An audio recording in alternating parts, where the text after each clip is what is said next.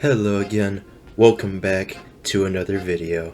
So, about a year ago, I made a video where I tier listed every single game that I'd played on our Twitch channel to celebrate 4 years of streaming. Now, I did that as a little one-off video and as, of course, to celebrate 4 years of streaming, and I figured, I might do it again in a couple of years again because, well, by then I'll probably play some more games and we can return to this tier list and see what some of my opinions on some of these new games are. But you guys really enjoyed the last video, so you've inspired me to make this an annual thing. Oh yeah. So, once again, here's the tier list. It's the same as last time. The ad situation is a little bit better, but it's still not perfect. But yeah, here's the tier list that we all know and love. So, a couple things. So, I would highly recommend that you go back and see the previous tier list video if you have not seen it, and I mean, you may as well go back and watch it anyways, so you can have some of my my rankings of the previous games that are already on here fresh in your minds, because I will not be explaining a lot of my rankings of the games that are already here. I may mention them once I start placing some of the new games I played this year, but I would once again recommend to go back to see why some of the games that I ranked are where they are. Now, before we do begin though, I would also once again recommend you go back to watch to see like where or why the tier list is set up the way that it is, and some of the rules in regards to the way that I rank some things. But before we jump into it, there are a few new things I would like to mention. First of all, at the start of any of these videos that I do in the future, I will be sure to look back at some of the previous games that I have actually changed some of my opinions on, and indeed there are some ones that I have changed my opinions on that we'll get to in a second. Secondly, moving forward, every single game that I played last time didn't apply to any of the stuff that's going to be showing up today, so I'll go and mention it now. Any games that I play that have DLC, I will rank the DLC with the base game itself. The reason why I'm doing that is because the closest analogous thing was Inscription with Casey's mod. Casey's mod technically wasn't a DLC, but it can be treated effectively as the same one. And considering that Casey's mod was one of the main reasons why I ended up placing Inscription where I did, I feel like it is only fair to do the same for any other games that have DLC. Secondly, this doesn't apply this time, but I'm just going to go ahead and preemptively do this.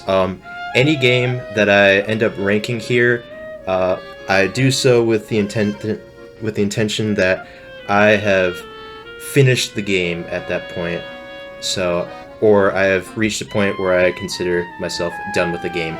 If I do end up returning to that game in the future after I've ranked it for one reason or another, aka potentially Noita, then I will definitely be sure to go back and re-rank it. But if my opinions don't change, then it is what it is. Once again, it doesn't apply today because I didn't revisit any of these games yet, but just in case I do so in the future, just letting that out right now.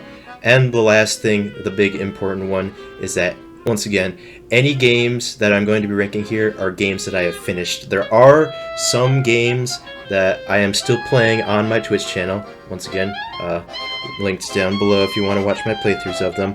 But I think for the sake of fairness, I will not go ahead and rank them because, as will become very abundantly clear today, the way that a game ends can definitely have a big effect on the way that I feel about it, and considering if I rank a game that I'm not finished with yet, I feel like that's giving it potentially some unfair advantages. So that'll really only apply to 3 games that I'm currently playing, which is The Elder Scrolls IV Oblivion Remake, The Dead Seat, and Bioshock 2. It is certainly possible that I will finish them by the next time that I intend to do one of these videos, but we'll just have to see. Those will just have to wait for now.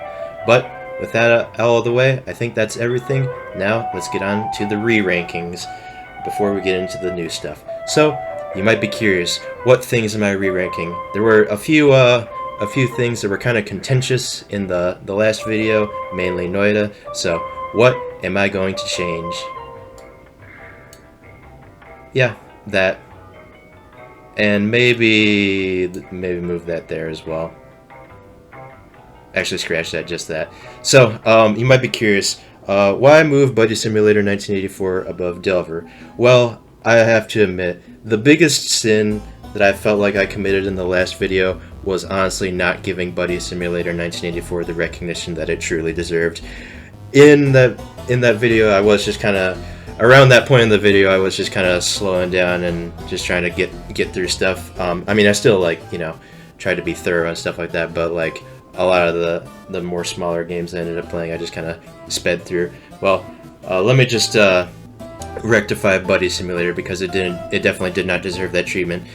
Buddy Simulator is the best game that I have played in this genre. I've kind of called these games RPG Maker-esque games because, well, they have a section that's like top-down, kind of in like a grid motion sort of thing, with usually like turn-based combat and stuff like that. You know what an RPG Maker game is. You've probably seen hundreds of those on like Steam or whatever. But Buddy Simulator is easily the best one that I've played so far. And I've admittedly tried to recreate that high by playing some other games. Unfortunately, they have not quite lived up to the same level as Buddy Simulator, notably Off, and another one that we'll get to later. But yeah, Buddy Simulator is genuinely very, very good. I would still highly recommend it. I'm moving it above Delver because I feel like I was a little bit blinded with nostalgia with Delver. Like, Delver is still a pretty good game, don't get me wrong, but like, Buddy Simulator made me feel some things, and most importantly, it was actually a genuinely very creepy game as well. That's something that I neglected to mention, but, well, I'm mentioning it now. It was very fitting to be played during Spooktober, because the whole atmosphere of this game just fills you with dread, and not just the character you're playing as or whatever, it fills you specifically with dread. If you've ever played it, you know what I mean. But yeah, I just felt like I had to make that more clear because my initial overview was just not good enough. But yeah, it is where it is now. Still gonna keep it below Sons of the Forest because Sons of the Forest was just a fun, consistent game to come back to, whereas Buddy Simulator was pretty darn short. Although, admittedly, at times, Buddy Simulator did kind of drag at certain points where it could have really trimmed the fat. But compared to its contemporaries, I feel like it had easily the best pacing. And also, to be fair, even though I am calling it an RPG Maker-esque game, it also does have some sections in it that aren't RPG Maker-esque portions in it. And I feel like that did kind of help with the pacing, but to be fair, the majority of the game was still an RPG Maker-esque experience, so that's why I still kind of call it one of those. But, yeah. So yeah, keeping that there. And, well, why am I not moving Noita, though? Because that was a pretty contentious one. Well, honestly, after thinking about it, I think this is honestly the best spot that I could place it, because I still really like Noita. I will say I have definitely been burned on it, as I made abundantly clear in the original video. But to be fair, I feel like a lot of the worn outness that I've felt towards it has started to wear off, but I just haven't quite had the drive to return to it. It is certainly possible that I will, but I have a very interesting relationship with this game because, once again, this is a game that I play like both in and out of stream, and I feel like for me to return to it in the stream format, I would need to start playing it on my own, which I haven't done in a while. But I do hope one day that I could return to it and have fun with it again. But I do feel like a lot of like the fun that I got out of it was the initial learning stage, which I am very glad to have been able to stream quite a bit of that. But I do feel like the majority of that was me playing it on my own and learning things, because for like the first couple hundred hours that I played of this game, every single time I played, I learned something new, and that was a lot of fun. But once we started getting like into the weeds, I mean, I wasn't learning anything new every time that I died. I knew what I did wrong, or more accurately, I was put in a very unfair situation that I really couldn't do anything about. But that's neither here nor there. So yeah, it is what it is. I do still really enjoyed it, but it has once again given me so many headaches that I do not think I can put it any higher than any of these, because all of these games above haven't really frustrated me as much as Noita has. Like, to be fair, Eldritch is probably the thing that comes closest, but it was nowhere near as bad as Noita was. So, yeah. And I guess the last thing I'll mention, the reason why I hesitated on the Hex was because I have come to realize that the Hex is an objectively better game than Brighter Day, Burger and Frights, Off, and even Cry of Fear. But after rewatching my video, I do still agree with all the points that I made in regards to it. I do feel like it is just kind of Inscription, but worse. Now, to be fair, once again, it's not entirely fair because it did come before Inscription. But considering, you know, you could experience the story of this game in a much better format, in my opinion, I kind of find it hard to recommend over Inscription, and I feel like my disappointment in it is what led me to having it be so far down on the had some issues tier. But it is what it is. I mean, to be fair, I would still probably recommend it more than these other games in the tier, but in terms of this guy's other games that he's made, I would honestly recommend this one the least out of all of them, which is kind of unfortunate, but it is what it is. Anyways, that was the last game that I had some stuff to revisit towards, so now let's finally get on to the new stuff. Although, one last thing that I must mention, just like last time, spoiler warning for all of these games that I'm going to be playing, all 15 of them.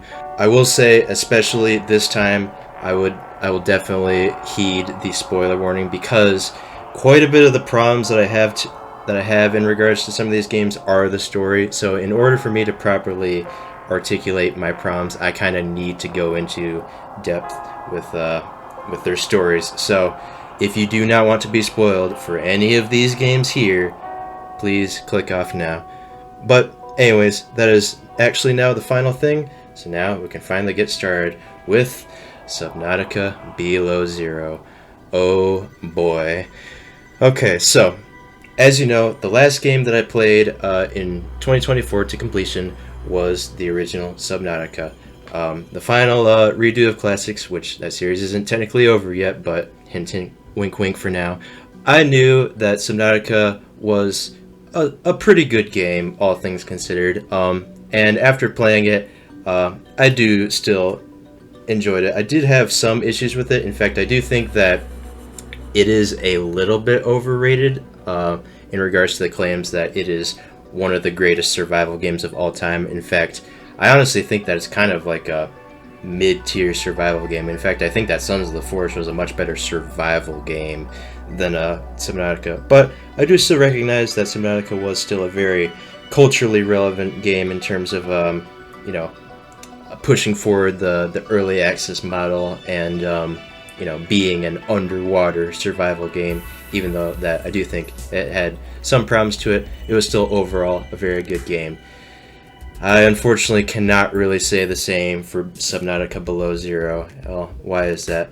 Well, I will say people did kind of warn me that Subnautica Below Zero was a mess compared to the base Subnautica, and I did kind of meet those remarks with some hesitation, because to be fair, there have been plenty of pieces of media out there that the general population did not like, that I really liked, and I was honestly thinking that maybe this game would be another one of those things. I could mention what some of those things are as examples, but I have a feeling that this video is probably going to be pretty darn controversial once we get to some of the future games that I'm going to cover. So I'll leave the spicy takes for later, but all I have to say is that the crowd was absolutely right with this one. I have to completely agree. This game is an absolute mess. Oh boy. Well, where do we even really begin? Well, I think first of all, in order to fully understand how bad Subnautica Below Zero is, we kind of have to establish the grounds that the base Subnautica laid down, particularly with the story, because Subnautica Below Zero is trying to be a story game, whereas the original Subnautica was a quote-unquote survival game. Once again, I don't think the survival aspects were too great here, but it was also mostly an exploration game. and I feel like it accomplishes those tasks much better than Subnautica Below Zero. Why is that? Well, picture this. Subnautica starts, you are a member of a crashing ship. You crash down onto the planet, barely surviving because you get knocked out. You come to, you exit out, realize how much of a messed up situation you're in, and realize that you are all alone. And well, you try your best to get rescued. Of course, that doesn't go very well. And then you soon realize that you are infected with an incurable or seemingly incurable disease. So now the clock is ticking. You need to find a way to get yourself cured fast. Otherwise, it's all over. And well, you have no chance of escaping the planet if you can't get yourself cured. So there are genuine, actual stakes in the base game of Subnautica. Keep that in mind. Keep that in mind. So eventually you explore around and you learn about the original alien species that was living on the planet before you, and how they attempted to try to cure the same disease that you're infected with, and how that was a futile effort. And just when everything seems lost, you find a way to get yourself cured. So then you do that, and hey, everything's been dealt with, and now you can finally escape. So it's not the most groundbreaking story of all things considered, but it is honestly very solid for the type of game that it is, and it allows the actual gameplay elements of the game to flourish well. And keep in mind, once again, this isn't even a story game, this is an exploration game. The story is very secondary to the fact, and it does kind of feel like it, but it's still a very solid story nevertheless. Subnautica Below Zero, though, oh boy. So first of all, you're playing as this girl called Robin. She's like working for this company that got bought out by Altera, the main company that you were like the crash survivor of in the first game, and I guess like the big mega corporation or whatever. She really doesn't like Altera for some reason, even though that we haven't really seen them do anything bad yet, but that's fine. I mean, maybe we'll see what some of those bad things are in the future. So her sister, I already forgot what her name is, she straight up works for Altera. They're conducting like, I don't know, I guess like a research, I suppose, on the planet that you crash landed in the first game. And the main character's sister ends up dying for some reason. So I believe Robin is trying to go to the planet to try to figure out what the heck happened, because she's very suspicious of Altera for some reason. And you know what? That's fine. You know, that's a pretty interesting concept for a game. So how's she go about doing it? I kid you not, instead of just, you know, going down to the planet, she decides to crash land onto the planet in a meteor storm, and not bringing anything with her to force herself into a survival situation. Oh boy, I don't have to tell you that that is really, really dumb, but whatever. I mean, it's fine. I mean, you can't always have like a very natural start. I mean, like, I'm sure it'll get better anyways. So, you know, you crash down, you do your initial survival stuff, that's fair. Honestly, this part's probably the best part of the game, honestly, because, you know, it at least feels the most natural, I suppose. But then you get this alert, an alien alert, from this little facility that you go to. So then you go inside, and then you meet the other main character in this game, Alan. This guy is genuinely one of the most robotic characters I have ever seen in any game that I played. This guy has genuinely no personality, which is saying a lot, because Robin frankly doesn't have much of one either, but it's fine, it's fine. So she meets him, and he's like running out of power in his facility because he's like uploaded his brain to a computer or whatever. So he asks Robin to get him out of there, and she's like, okay, yeah, sure thing. But then, you know, he goes inside her brain for some reason, and Robin really doesn't like this, even though that once like some time has passed, like it's kind of evident that like him being in there really isn't that big of a deal. I mean, yeah, whatever. Anyway, so now she is trying to find a way to get him out of her and into like a new body or whatever, and he's just kind of sticking along for the ride. But I mean, we have other things to solve, so let's get back to saving our sister, or figuring out what her sister, how her sister died, I suppose. So explore around, we make it to this island, and then, I kid you not, we meet a character named Marguerite. What's so special about this character? Well, from the base Subnautica, there was this crashed ship that had some survivors in it before the events of the first game, and one of those passengers is Marguerite, the same Marguerite.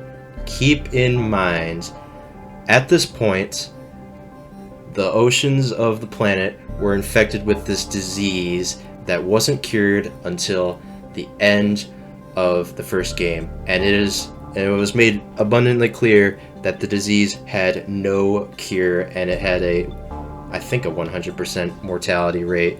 So somehow she managed to spend many decades completely uninfected, or she somehow found a cure herself, which I find very hard to believe. And keep in mind, she crash landed in like a very tropical area, whereas this game, as the title would imply, takes place in the Arctic basically. So she somehow managed to travel all the way down to the Arctic and do all the stuff that we see her do in this game. Somehow. And keep in mind, the first game is like bordered by this infinitely black abyss that is like filled with deadly things that will kill you if you go in there. So somehow she managed to make it all the way down there, and now suddenly she has a bone to pick with Altera. So she thinks that Robin is part Alteran, or is Alteran, and you know, she doesn't trust her or whatever. She's like, get off my land or whatever, I'm gonna kill you, even though nothing really comes of that threat, but whatever, it's fine. So then she's like, no, I am not Altera, I hate Altera as well, I will help you. And then she's like, you gotta prove it by shutting down this satellite dish thing. And then yeah, we go do that, and then suddenly she's like, okay, I trust you now. So then now that she trusts us, what do we get out of it? Well, she just tells us that yep, your sister, she's kind of freaking dead, and she also killed herself. Cool. So you know how like the big thing that was kind of like hinting towards was that Altera was like somehow involved in her death? Well, turns out, nope, not at all. She just killed herself. Why? Well, we'll get to that in a second. So after exploring around some more, we get to a land section, which I have some more stuff to talk about, but we'll get there. Don't you worry. We end up finding that Altera was actually studying the disease that we ended up curing in the first game, and I guess Robin's sister somehow thought that studying it was like the same as like turning it into a bioweapon, I guess. So she's like, oh, I gotta shut this down then. How do I do that? So then she gets the help from Marguerite, and the plan is to blow up the specimen, the frozen specimen that has like the disease or whatever, and you know, destroy all traces of the disease so Altera can't use it. And how does she go about doing that? By planting bombs near the entrance of the cave. Yeah, and as to be expected, this does nothing to the actual disease specimen. It's still there. You can still visit it in the game, and you can get nice and close to it, and you can clearly tell that it is still there. So she ended up doing all of that, killing herself and killing another character, which actually is probably my favorite character in the game, actually, as well, which, yeah, good on you. How does Robin react to that? Beats me. I mean, she kind of doesn't really react to it at all. Yeah, and I mean, she just continues to distrust Altera, even though that it is abundantly clear at this point that, you know, they aren't really the bad guys, at least in this situation. I mean, maybe they do some bad stuff, but it's clearly not represented here. And, well, now that that's been dealt with, what now? Well, the last thing to do is to get Alan a body and get him out. So after going to some pretty arbitrary spots to finally get some of the parts needed to build his body, we go all the way down and make it. And then suddenly he reveals that he was actually the one who I'm not sure if created the disease, but he was the resulting thing that made the disease like escape into the planet, causing, you know, all the death and destruction seen in the first game, which comes out of nowhere, but whatever, okay. So now his plan is to try to go back to his alien friend's home world and just apologize, I guess. That's literally his plan. And then he offers Robin to go with him, and I guess since, you know, she kind of doesn't serve any purpose anymore now that you know, I guess she realized that her sister's death was completely in vain. Yeah, she decides to go with her new alien husband or whatever. And yeah, that's what they do. And the game ends very abruptly. What happens to everybody else? I don't know. It'll probably never ever get solved. So yeah, the story is pretty darn dumb. Now, I definitely glossed over some stuff. I mean, a lot happens in this story that's frankly kind of pointless. So that's mostly like the main important things, I guess. At least that I remember. To be fair, I've kind of let this game slip from my mind.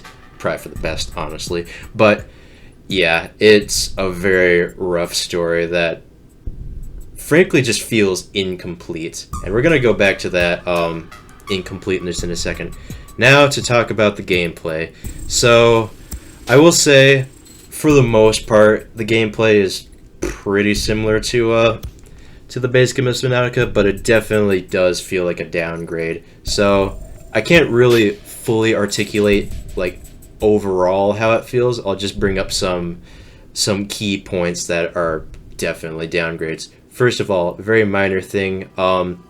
The original game, the way that you got these resources that you need, which to be fair is still one of my biggest critiques of the first game, but I have come to realize that is just kind of how the game plays, although I do still kind of wish that they could have done it better, is through these resource outcrops. This game tried to fix that by having resources appear in like individual outcrops. So the first game had for example, limestone outcrops and sandstone outcrops. I think there's another one, but I can't remember what it is.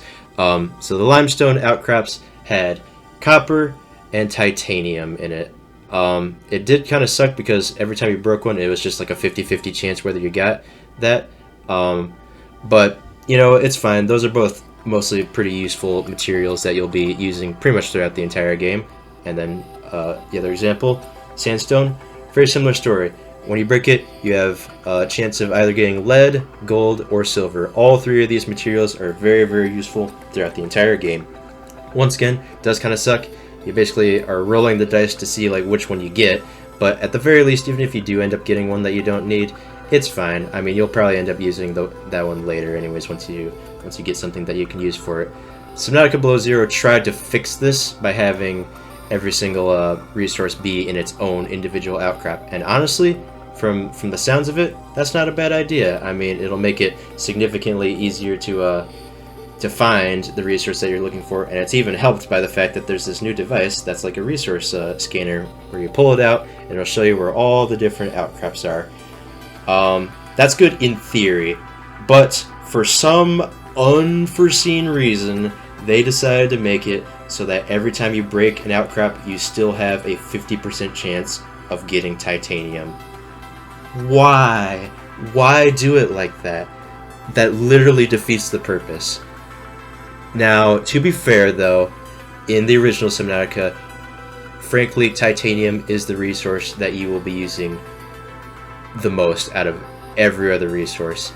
And there's a couple of reasons for that, because one, the world of Subnautica 1 is significantly bigger than Subnautica 2, or Subnautica Below Zero. So you kind of have more of an incentive to build multiple bases throughout the world, as well as like the big subs that you'll be using. I didn't need to do that in Below Zero. I was able to just use a singular base, and it was placed in a spot where like I wasn't really that far away from it anywhere I went on the map. But anyways, that's besides the point. But the point is, you're using a lot more titanium to build all those things in the first game, and one of the things that you will be making a lot is a titanium ingot, which takes 10 titanium to make in the first game. For some reason, they nerfed that to 5 titanium, which on its own, that's honestly fine, because if that was the case at the first game, it would have saved me a lot of time. But because you get so much titanium in Below Zero, all this does is just make it so that you get even more useless titanium that you're never going to find a use for, which really, really sucks. It was a nice try, but all they had to do was just remove that. And to be fair, there's other ways that you can get resources as well. There's like these ore outcrop vein things that give you just like a bunch of one resource, but once again, it's kind of like a, I don't know, it's an attempt at a fix, but it doesn't really address the main issue. So there's that. And then the other thing I want to mention is the exploration, which is a much bigger problem. So once again, Subnautica 1 is very much an exploration game, and it has you mostly exploring very large open areas, very visually distinct areas still, but very large thalassophobic areas. Subnautica Below Zero has a lot more really tight areas that are an absolute pain to navigate. I only died once in the first Subnautica and that was to a very dumb mistake that I really shouldn't have made, but whatever, it was my fault.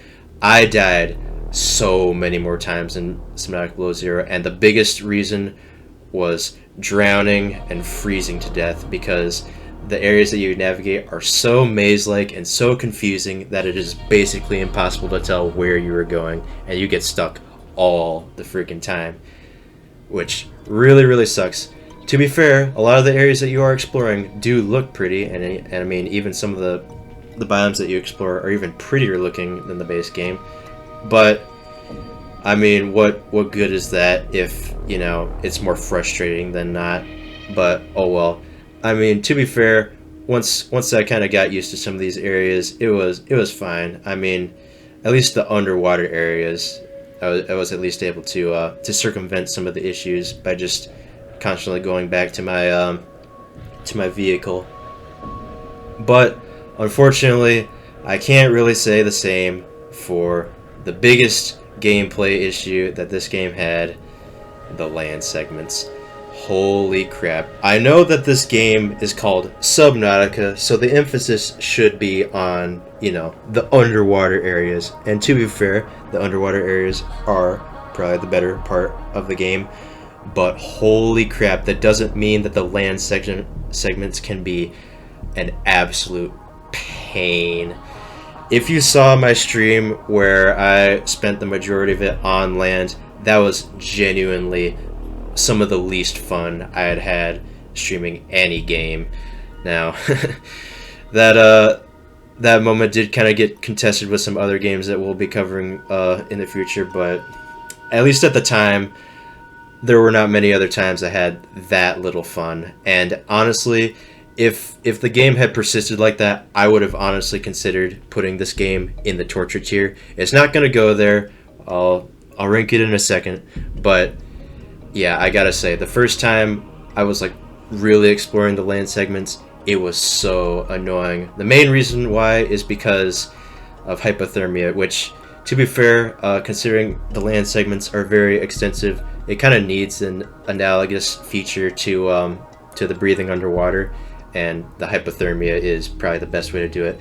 But the thing is, it is much easier to refill your oxygen than it is to refill your warmth, because frankly, the ways that you warm yourself up are so incredibly jank that you really can't rely on any sort of system, because you can either eat some things that warm you up, which once again you gotta like bring a lot of stuff with you to do that, and mostly stuff that rots pretty quickly. You either have to wait for these geysers to blow, which seem to blow randomly, and I tried to rely on one to save me, but it didn't work.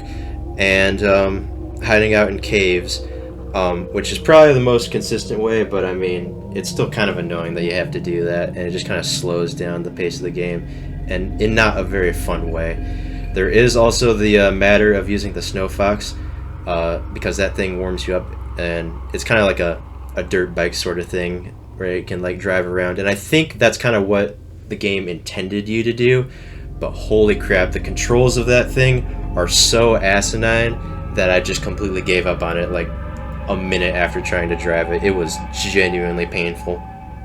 I don't know why, because like all the other vehicles worked fine, but oh well. Anyways, so yeah, that sucked. Although to be fair, I decided to take a break from the land segments, and I returned after I got in the prawn suit. And to be fair, bringing the prawn suit along was a lot more fun because you're basically untouchable. The other main concern on the land segment were these like polar bear things, which were really annoying to deal with, but driving around in the prawn suit, you were pretty much able to destroy all of them, which I made sure to do. There were no survivors.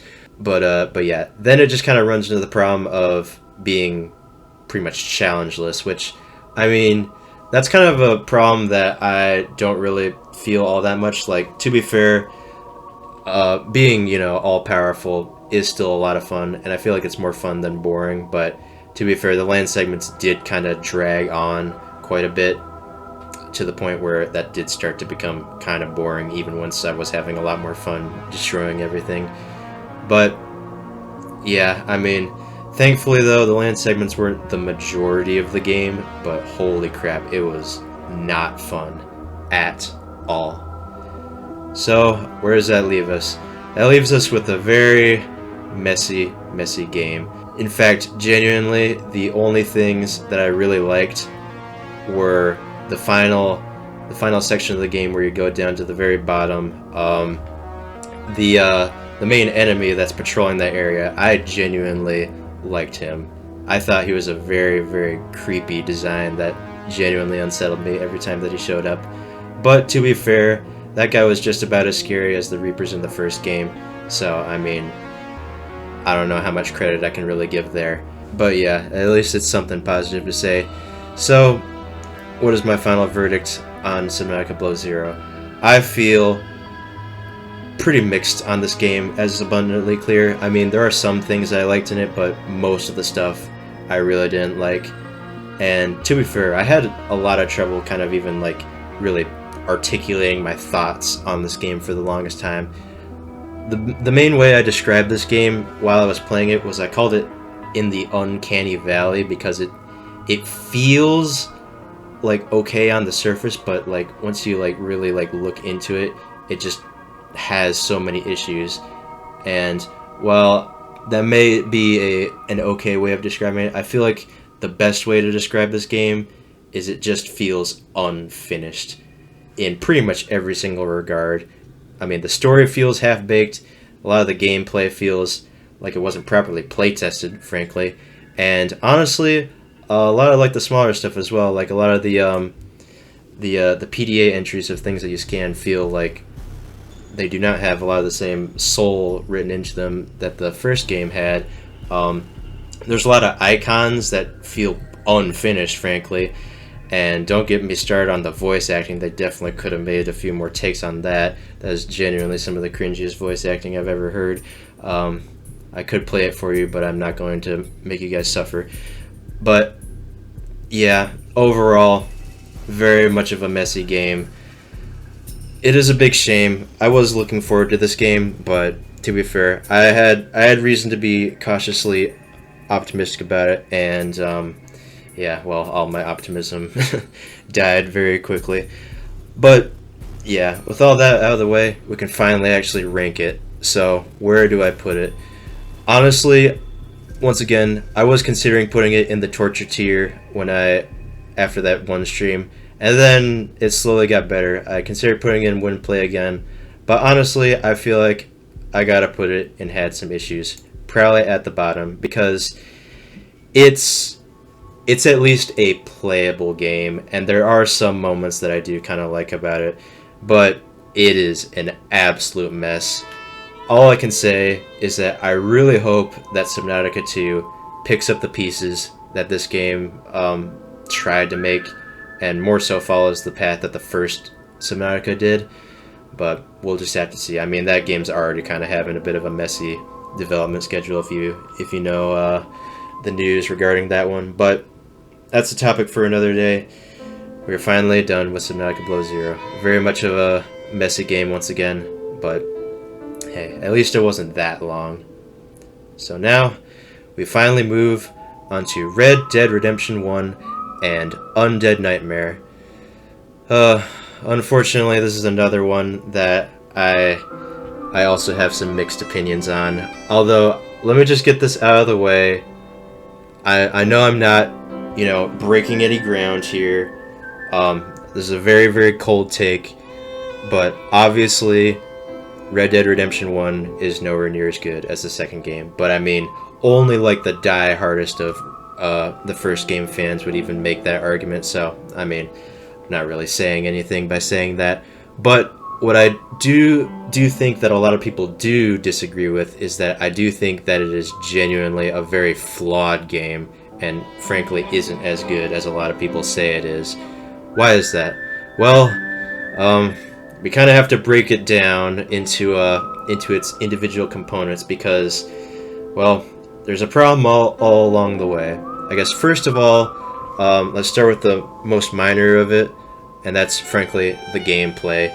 Now, to be fair, the gameplay of the second game also really isn't much, but once again, you're not playing Red Dead 2 for the gameplay, unless you are. You're playing for the incredible story, one of the best stories in all of fiction, frankly.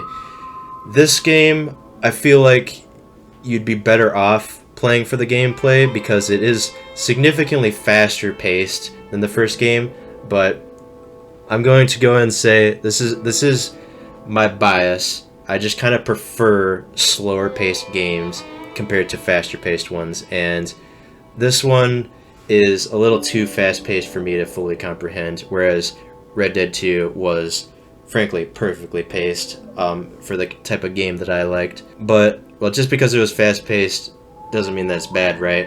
Well, not entirely, because I guess one thing I should mention, this is the Steam version.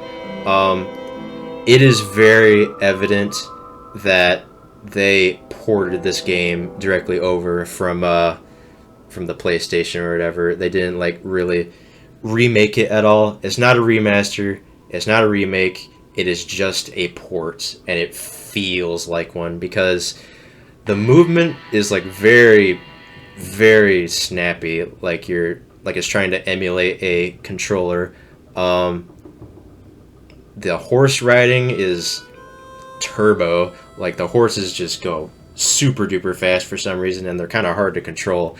And anytime I try to run up stairs or run up to a ladder or whatever, I would always end up overshooting where I was trying to go, which was really, really annoying and not a problem that the second game had.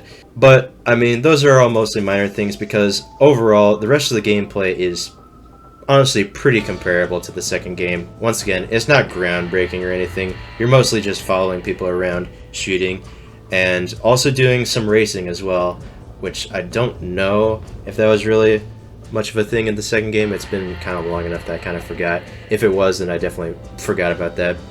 And for good reason, because the racing segments aren't really that fun, in my opinion.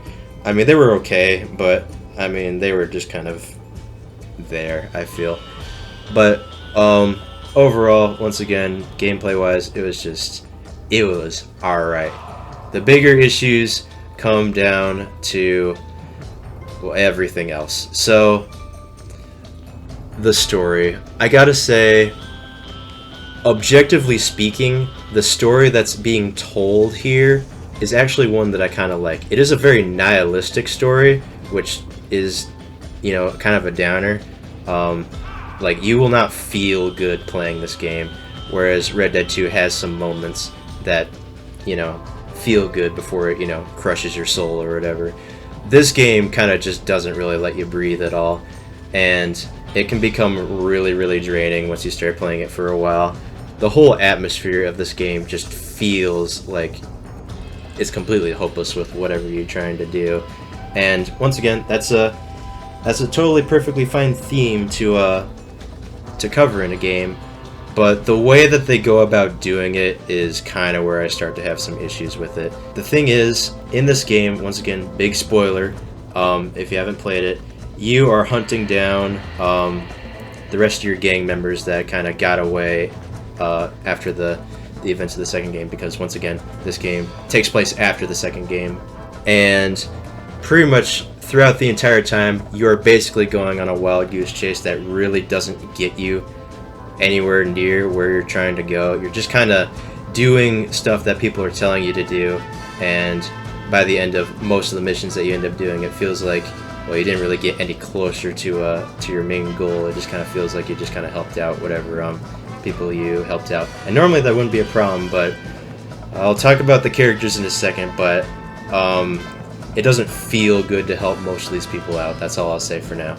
So you go on a big wild goose chase. You're hunting Bill Williamson to start, and you finally catch up to him like around like midway through the game, just after you take like a tiny detour and get Javier, who was one of my favorite characters in the second game, but it ends up being a very flat character here. But once again, we'll get there in a second. And it's very, very abrupt. He kind of shows up almost out of nowhere, and he's dealt with very, very quickly.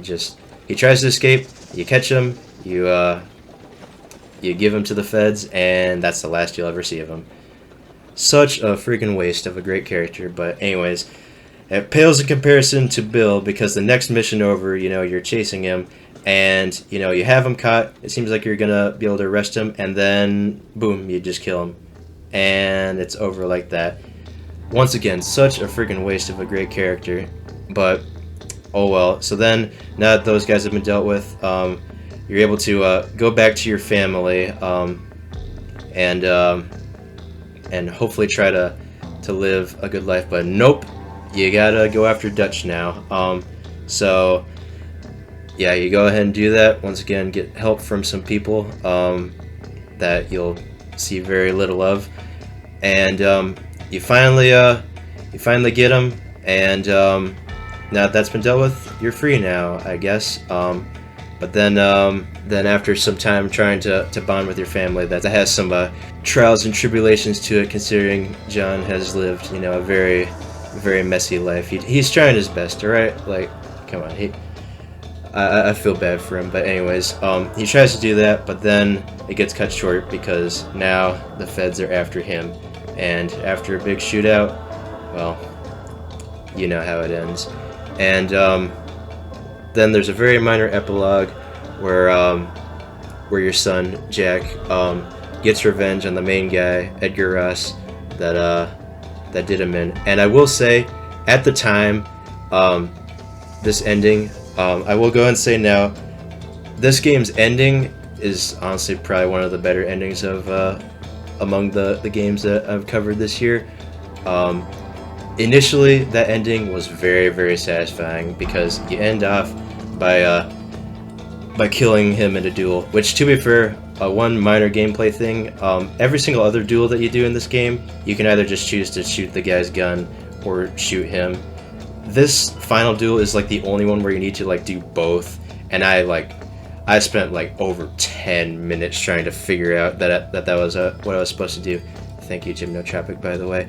But yeah, besides that, it was very satisfying to finally kill him, and you know, I felt like, okay, that's a pretty good high note to end on. But once you stop to think about it, all this is doing is perpetuating the cycle of violence that that the whole Vanderlyn gang went through, and well, its last surviving member, Jack, is going to continue that cycle of violence, which, you know, is very sad once you think about it, but once again, a very nihilistic story, and yeah, it is what it is. So overall, once again, objectively speaking, it's a story that is good, but the way that it's paced and the way that it's told is very unengaging to sit through, and at times I was just kind of hoping that we would just kind of get to it, which was not the case with Red Dead 2. Red Dead 2, I wanted stuff to last as long as possible, which is, once again, very, very unfortunate, but it is what it is. But that's fine. I mean, if the story is kind of bad, at least hopefully the characters will be good, because Red Dead 2, while it did have a very good story, it also had some excellent characters. So many memorable ones that, you know, I'll be quoting some of their lines from years down the road. Unfortunately, I cannot say the same for the first game. First of all, let's cover the ones that do appear in Red Dead 2. First of all, John Marston. Thankfully, out of all the returning characters to the second game, he was thankfully the one that was done the best. I do feel like he was very much the same character that he was in Red Dead 2, albeit, you know, a bit older, of course, a bit more experienced. Which, you know, that's probably for the best, considering, you know, he is the main character. If they did him poorly, that would be really, really bad. But thankfully, he was pretty darn good. So, I love my boy John. He was done well.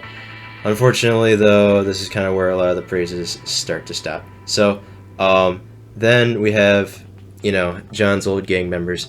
Bill Williamson appears, like, at the very start. He was pretty cool, but then you basically never see him until, like, once again, midway through the game, besides like a few small appearances that he makes, and then it's just dealt with so freaking quickly. In fact, it just felt so abrupt that I kind of was just standing there in disbelief, saying, "That was it."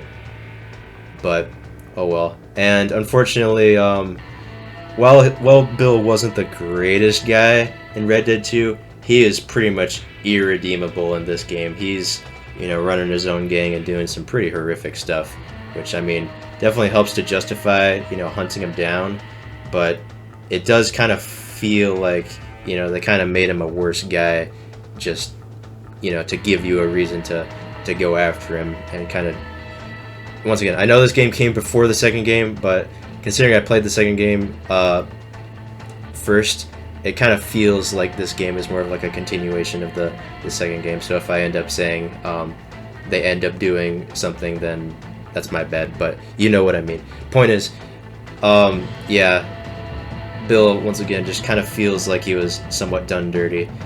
But not as done dirty as Javier, because holy crap, this guy gets like one appearance and he just does not feel like the guy that he was in the second game. In the second game, he was genuinely a great guy, you know, playing the guitar, you know, always helping out and stuff like that. It, once again, just seemed like a very good guy. I was like very curious to see like why he ended up siding with Dutch at the end. But yeah, we kind of just don't really get that. He's just kind of doing his own thing, I guess. And once again, he's dealt with very, very quickly, which is very unfortunate. But oh well. At least, hopefully, the man himself, Dutch, was done a little bit better. Frankly, no. He genuinely feels like a completely different character, honestly. First of all, he looks terrible. Like, I'm sorry, this guy does not... He is far from the fancy gentleman that he once was. He just seems like kind of a sleazy dude that's just, you know, trying to survive, I guess, but the stuff that he does is frankly just abhorrent. There was that one scene, you probably know the one I'm talking about, where, you know, he did that thing to the girl. I feel like Red Dead 2 Dutch would never do that. Now, to be fair, I know that he went crazy at the end of Red Dead 2, or not even at the end, just kind of throughout it, but I feel like he didn't get that crazy, you know? I don't know, maybe he did, but I feel like it was kind of, once again, another disrespecting of the character, and yeah, I just kind of didn't even really feel anything once I saw him die at the end, which really sucks, because it's honestly kind of hampering my my enjoyment of the second game, because now if I were to go back and play it, knowing now what I know, how these characters' fates end, it kind of, you know, just makes it feel not really worth it, you know? But whatever.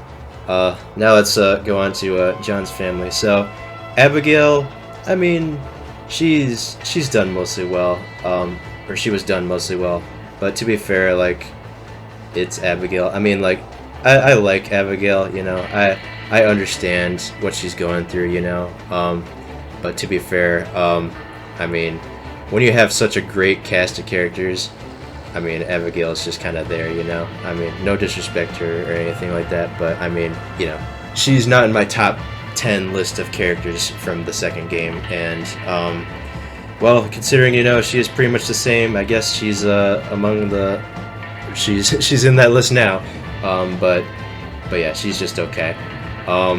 As for John's son Jack, he's kind of mixed, I feel, because, like, the problem with him is, like, the mission structure that you go on with him has some serious tonal whiplash, because Jack is kind of struggling with trying to reconnect to his father, considering, you know, the life that both of them went through, and, like, it'll go from one mission where, like, you know, the two, like, very clearly love each other as father and son, and, you know, are doing things to help each other out, and then the next mission later, which you can literally just, like, walk 10 steps to get to the next mission after the first one's done, suddenly now Jack is now a rebellious teenager who just doesn't like his father anymore, which is just really weird.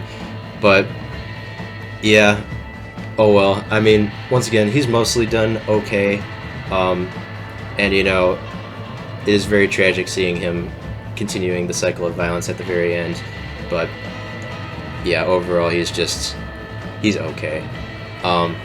And then the last returning character, unless I'm not forgetting any, is of course everybody's favorite, Uncle. I love Uncle, but man, he was once again done pretty dirty in this game. Uncle in the second game was genuinely one of the funniest characters in the entire game, and there were a lot of funny dudes in that game.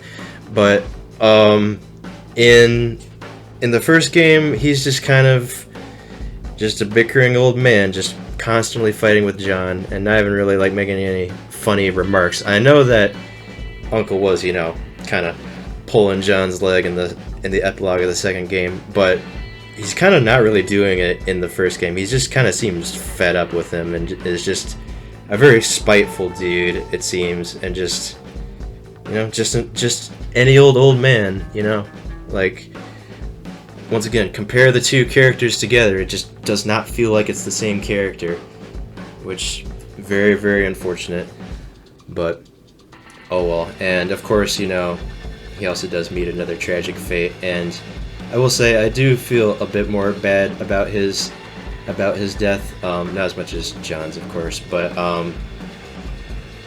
I mean, considering, you know, once again, it was basically not the same character that I fell in love with.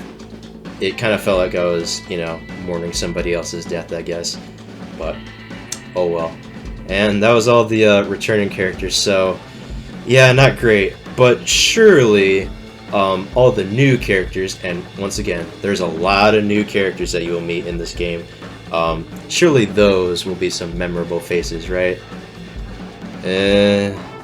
Maybe memorable, maybe. Certainly not great, though. The problem is, most of the characters that you will encounter in the first game are genuinely some of the most unlikable characters in any game. Like, I know that's kind of the intent with some of them. Some of them you are supposed to not like, but then again, there are some that you clearly are supposed to like that I just could not like at all. The only character that I really liked, the only major character that I really liked was that Mr. West Dickens guy, because unlike pretty much every other character that you face, this guy was actually true to his word and actually does try to help out John the best he can. And while John is kind of fed up with a lot of like the shenanigans he gets up to, once again, he is a snake oil salesman, so he's up to no good. He was still a very endearing character that I really liked, and I really wish we could have saw more of him, and I'll get to that in a second. But every other character in like the first act is either completely unlikable, like Irish is just really weird, like Eli, I already forgot his name, or is just kind of mediocre, like the Marshall Johnson, or Bonnie McClyde, or her father, which I also forgot the name of. Once again, just kind of okay characters, but yeah. And the biggest problem, honestly, is that you have all these characters throughout Act 1, so then you move on to Act 2, and you will basically never see most of these characters ever again. They do make, or some of them do make some like cameo appearances later on, but like after like the first mission where Irish gets you into Mexico, you never see him ever again. Literally never ever again, which is probably for the best, but it really sucks because he could have had a very good character development, but oh well, we'll never end up seeing that because he's just gone now. And you know, the Marshal, like he seemed like a kind of a possibly cool guy. You'll never see him ever again as well. Even when you do return back to that region of the world again, which once again, huge missed opportunity that kind of results in some very forgettable characters. And it does not get any better with Act 2 in Mexico. In fact, this frankly gets much worse because you have you know, the Mexican government or whatever, which these guys are genuine pieces of crap, like, which once again the game does try to portray them as being, you know, bad people, but considering that you were forced to help them out with a lot of like their genocide and stuff like that, it really does not make you feel good playing it. And well, that's fine because you also get to help out the resistance as well. Well, it would be fine if the main guy behind the resistance also was a very unlikable dude who's, you know, more concerned about partying or whatever instead of, you know, leading his people to victory or whatever, which once again probably meant to be a very morally gray character, but once again it just does not make you feel good to be helping out any of these people at all.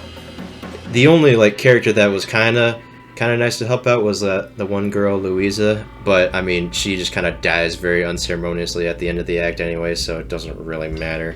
So yeah. And there is also the matter of Landon Ricketts. I see a lot of people say that he's like one of the coolest characters in the entire game. I kind of don't really agree. He's just okay. To be fair, I like him a lot more than a lot of like the characters that I downright hate in this game. But I mean, he's kind of just forgettable. I mean, he does improve your Deadeye, which is kind of nice. But I mean, you kind of just help him out. You shoot some people with him, and then he's gone. You never see him again. So yeah, same story as pretty much everybody else. Yeah, you spend once again all this time with all these characters, and then once you're onto Act 3, you'll never see him ever again. To be fair, a lot of them die, but oh well. And then of course Act 3, it does not get any better. You get that Professor McDougal guy, who I genuinely despise. That guy is so annoying. I was really hoping that he would end up dying, but unfortunately he does not. And then, you know, you got the other guy that I forgot his name. He was kind of okay, but of course, you know, he ends up dying as well, so big whoop. And then I don't even remember like what other characters appeared in Act 3, but they definitely weren't good enough to remember. I will say though, this is kind of where we start seeing like some cameo appearances. Like, of course, my boy Mr. West Dickens does make a cameo appearance during Act 3, but unfortunately it is just a cameo. It would have been really cool if like he could have helped us out again, but unfortunately, nope. So yeah, and same story for everybody else, which is very, very unfortunate. So yeah, overall, not great characters. The returning ones were mostly done dirty, and all the new ones, frankly, just weren't noteworthy enough to well, be noteworthy, I guess. And as a result, it just kind of results in a very not quite forgettable experience, but just a very lukewarm one, I guess, which is really not aided by the nihilistic undertones that the game has, because you're helping out terrible people do terrible things, all for something that just kind of doesn't really mean anything in the end. So it really just kind of, well, doesn't make you feel good once again.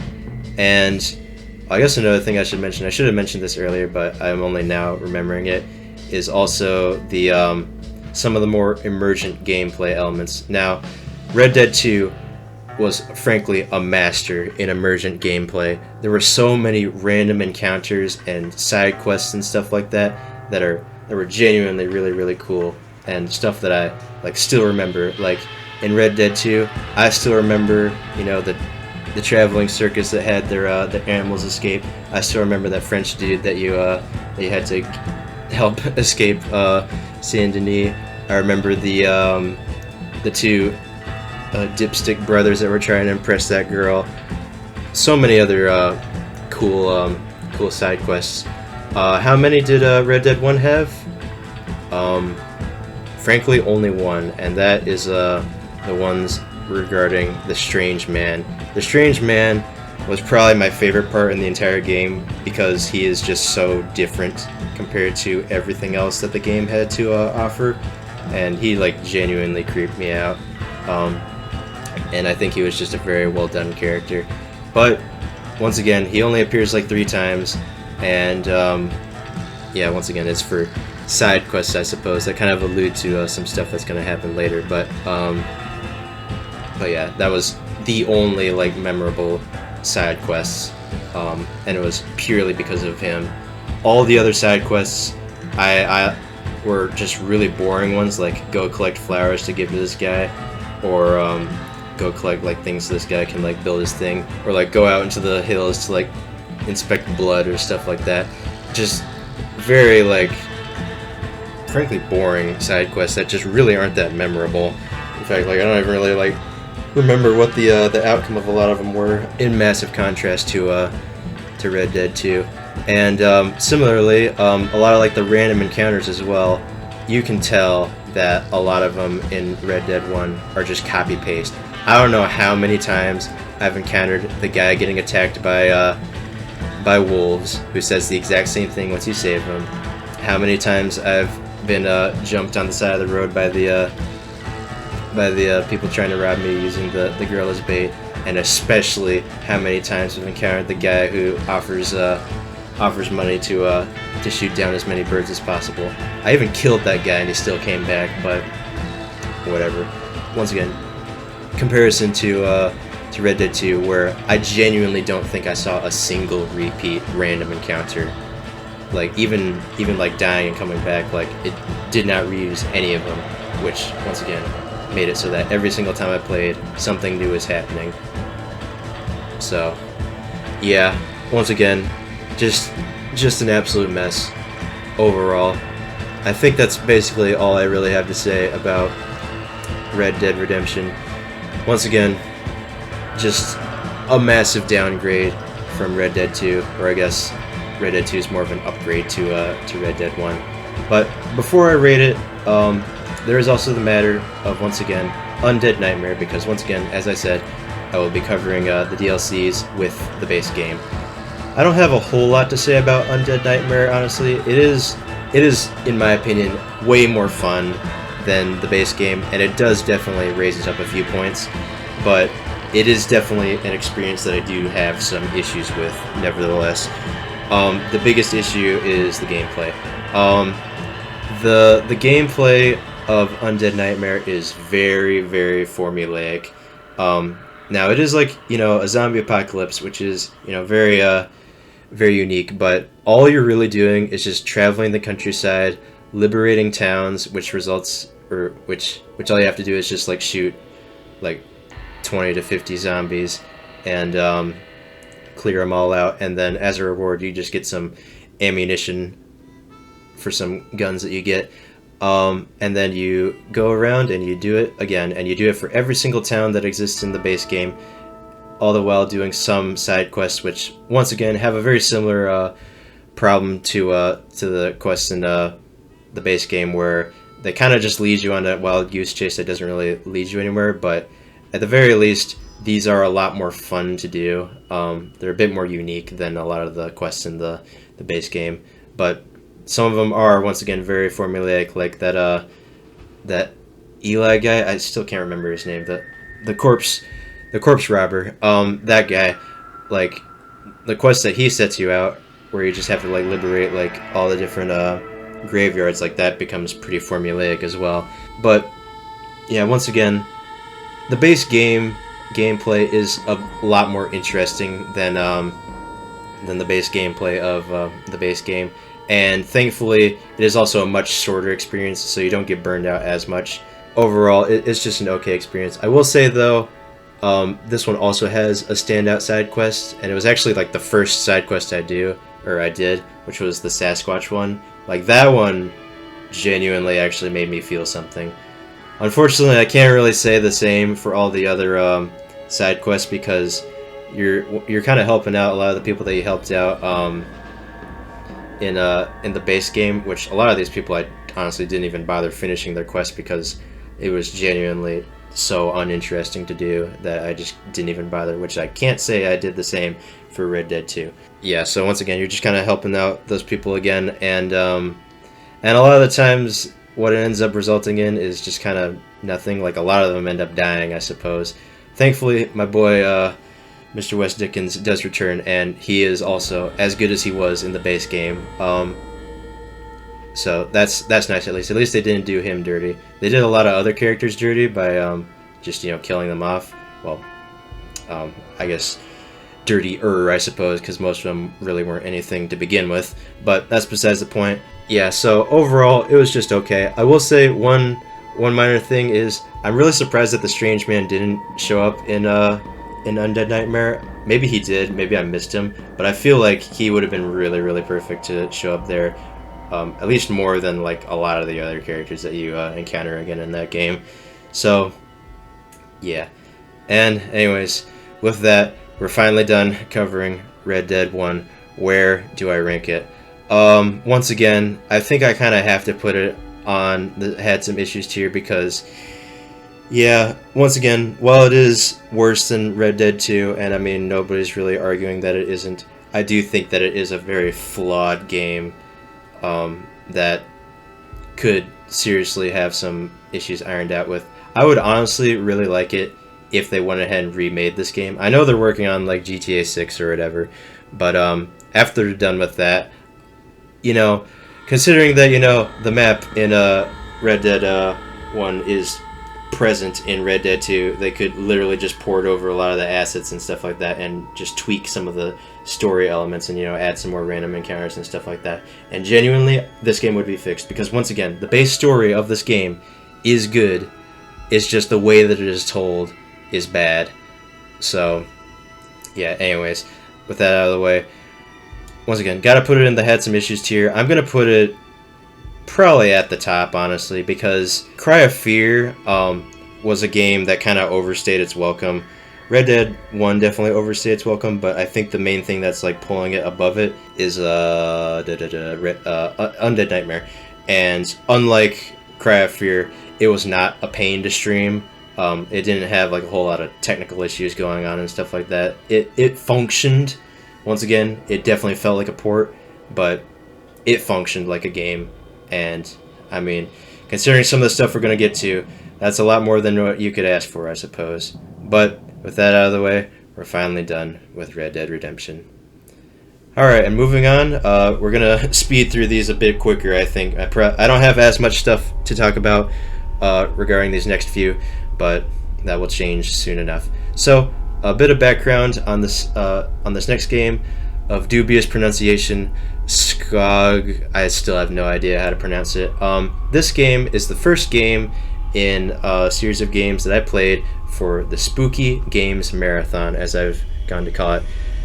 During 2024, I ended up skipping Spooktober. There was a couple of reasons for that. The main one was I was sick, and I didn't really feel like, stressing myself out by playing any spooky games. So I ended up postponing it until I felt a little bit better. And then I just kind of like got sucked into Subnautica, and I ended up just not playing it. And by the time that I realized that I should probably start up Spooktober proper now, it was already over. So oh well. Anyways, as an attempt to apologize for that, I went ahead and for every Sunday of the months of May, June, July, and August, I played scary games whilst still playing Red Dead 1 and eventually Elder Scrolls 4 Oblivion Remake. Unfortunately, I do consider the Spooky Games Marathon to be a bit of a failure. We'll get to the reasoning for that in a second. At least for the time being, it started out okay, because once again we have Skog.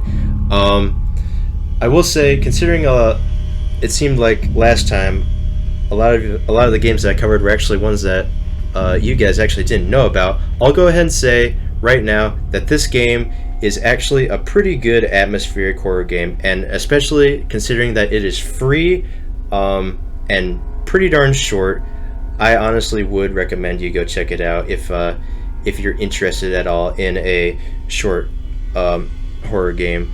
Before I cover any of the bad things, I would recommend that you go ahead and do that if you haven't played it and you want to play it. Okay. I'm assuming now you have either played it or you just don't care, which is fair enough. The biggest problem with this game is that, the ending is pretty bad. Because the main thing that you're doing in this game is like you're looting a house, an abandoned house in like an old mining town to get some stuff to resell or whatever.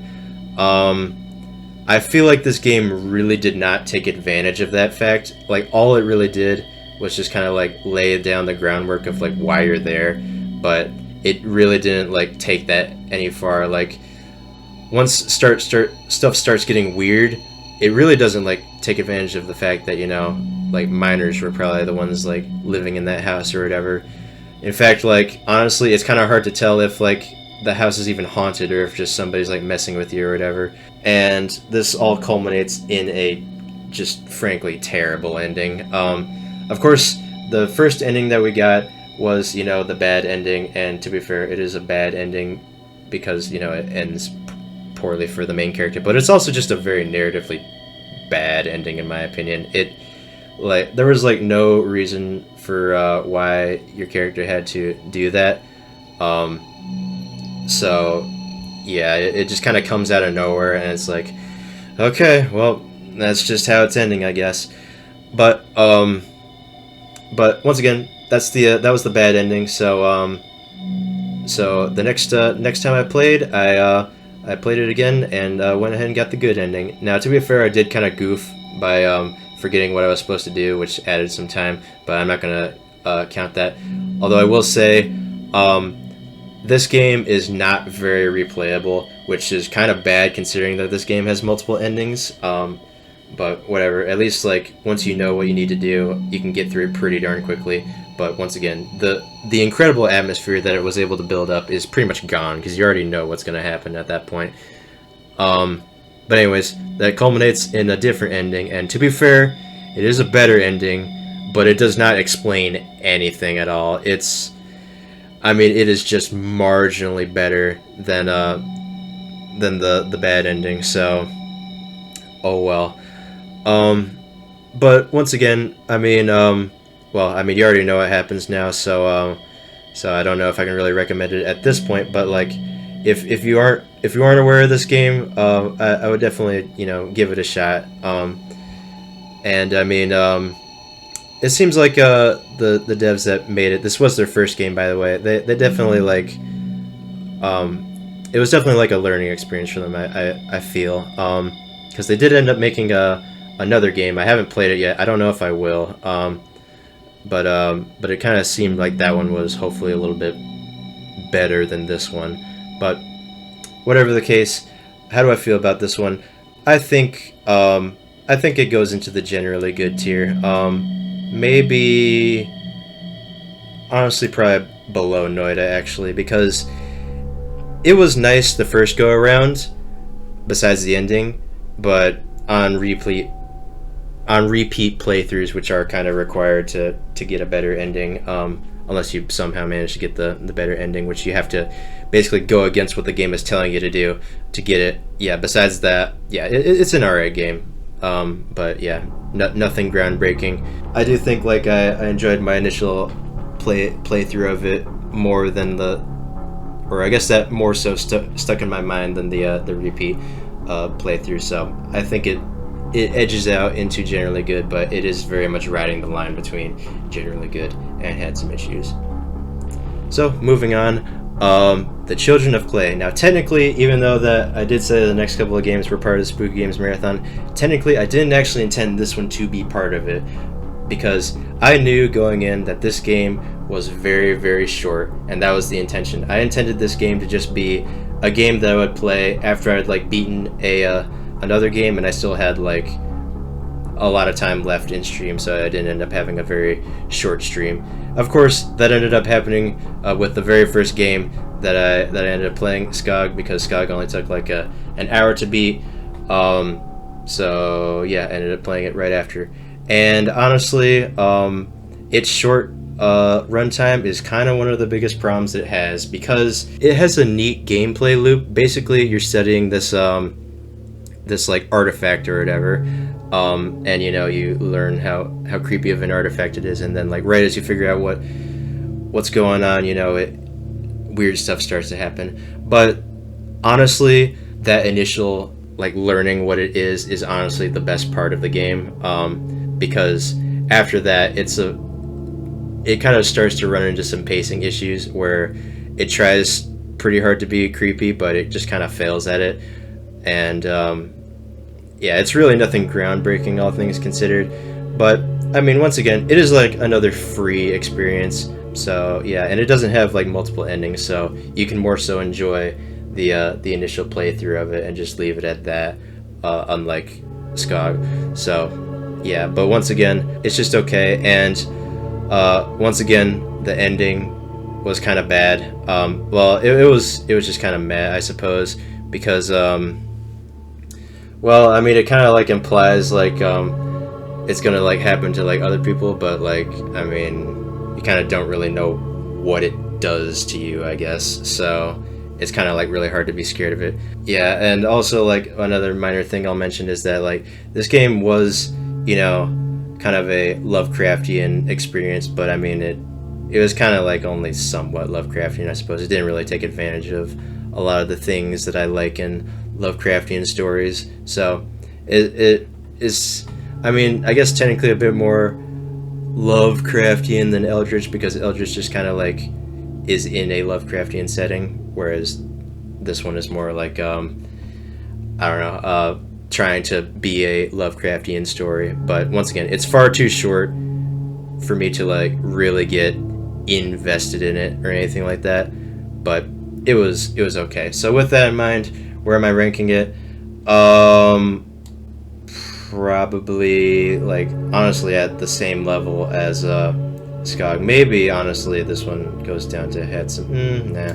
I'll keep it up at generally good, because actually, you know what? I'm gonna swap those two actually, because once again, the Children of Clay and Skog have an okay initial playthrough with kind of a whatever ending to it, whereas Skog has a almost required second playthrough that you need to do that just isn't as good as the original.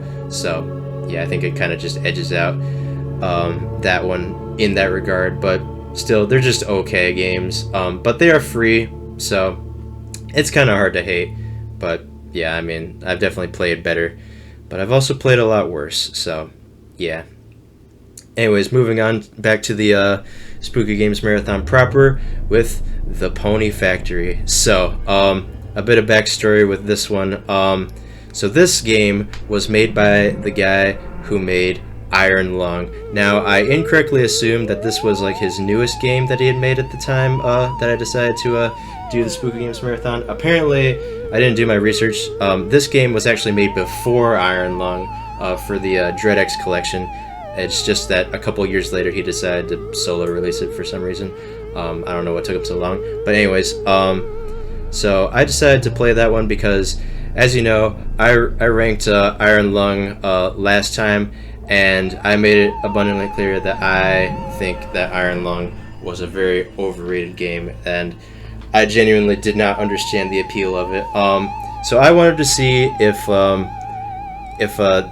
this guy could make some other good games, because I know he's made Dusk, which is a game that that I'll probably eventually get to at some point. But once again, I wanted to stick to strictly horror games for the Spooky Games Marathon. I thought now is a good time to play one of his horror games, because Dusk is a boomer shooter, so not one that I'd really consider to be a horror game. And yeah, this one, I don't know, this one has some horror elements to it. It's not like the scariest horror game, I must admit, but I will say, after playing it, it is definitely way better than Iron Lung. I will say that it has much more to it. In fact, honestly, the gameplay of this one is actually a lot of fun. I really enjoyed the gameplay of it, because you're in like very dark areas, and really the only thing that you could use to illuminate your surroundings is like the muzzle flash of the gun that you're firing.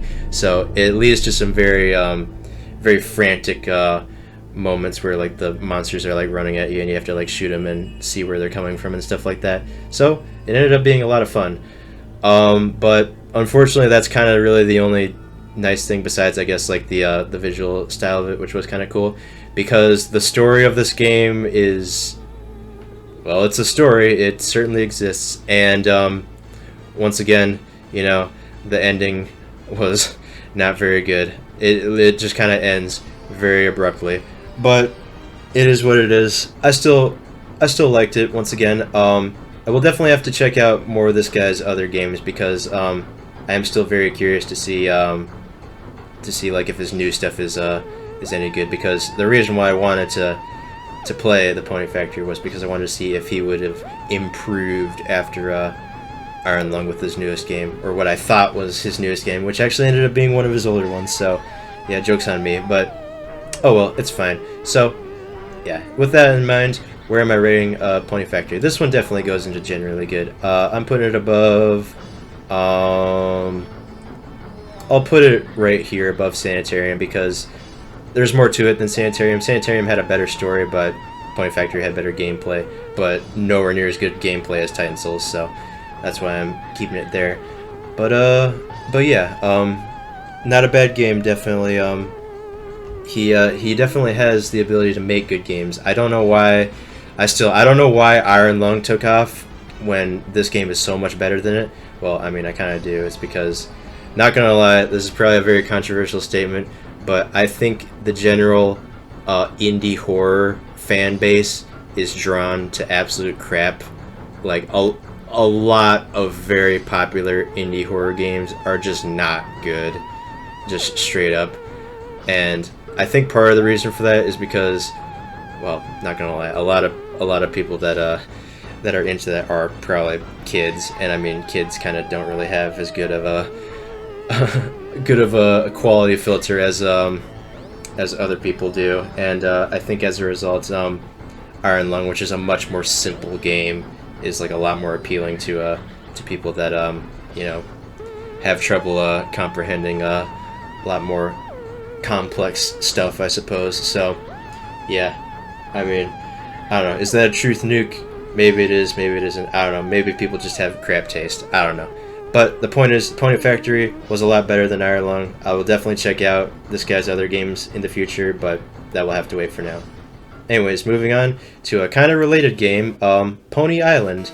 So this one was also made by the Inscription dev.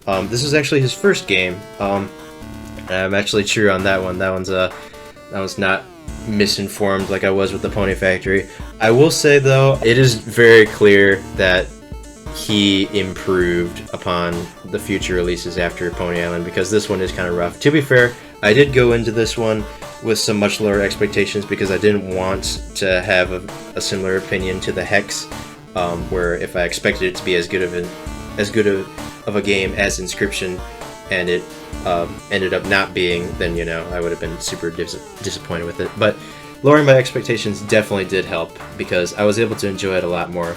And in fact, I mean, like, it honestly still aged pretty well. It is very, very short though, but it is still a pretty fun game. It is kind of split into like two, kind of three segments, where one is like the whole platforming thing with the pony, the Pony Island part, and that part's okay. Then you have like these like puzzles where you gotta like maneuver the key into like the slot or whatever. Those ones were actually probably like my favorite part of the game, honestly, because those were good puzzles to actually think out. And then of course, there was the whole getting to the bottom of whatever was going on, like going through the systems and stuff like that, which that was okay. It had some unique stuff to it, but it was okay. So since it was a very fun game, how was the story? The story was okay. Once again, I do think that this story kind of jumped the shark from the get-go, because Inscription and even the Hex, their stories, there's definitely, some weird stuff going on, but they're a lot more subtle with the weird stuff that's going on. This game just straight up has you going up against Satan, which, yeah, okay, that's kind of insane, especially for your first game. That's kind of a crazy thing to do. And I do think I prefer the subtleties that his future games ended up having as a result. But I mean, it was still kind of fun, it was kind of ridiculous. So I still mostly liked it. But once again, my biggest problem overall was probably the ending. That sounds kind of familiar, doesn't it? I'm noticing a bit of a pattern here. I wonder if that is going to continue.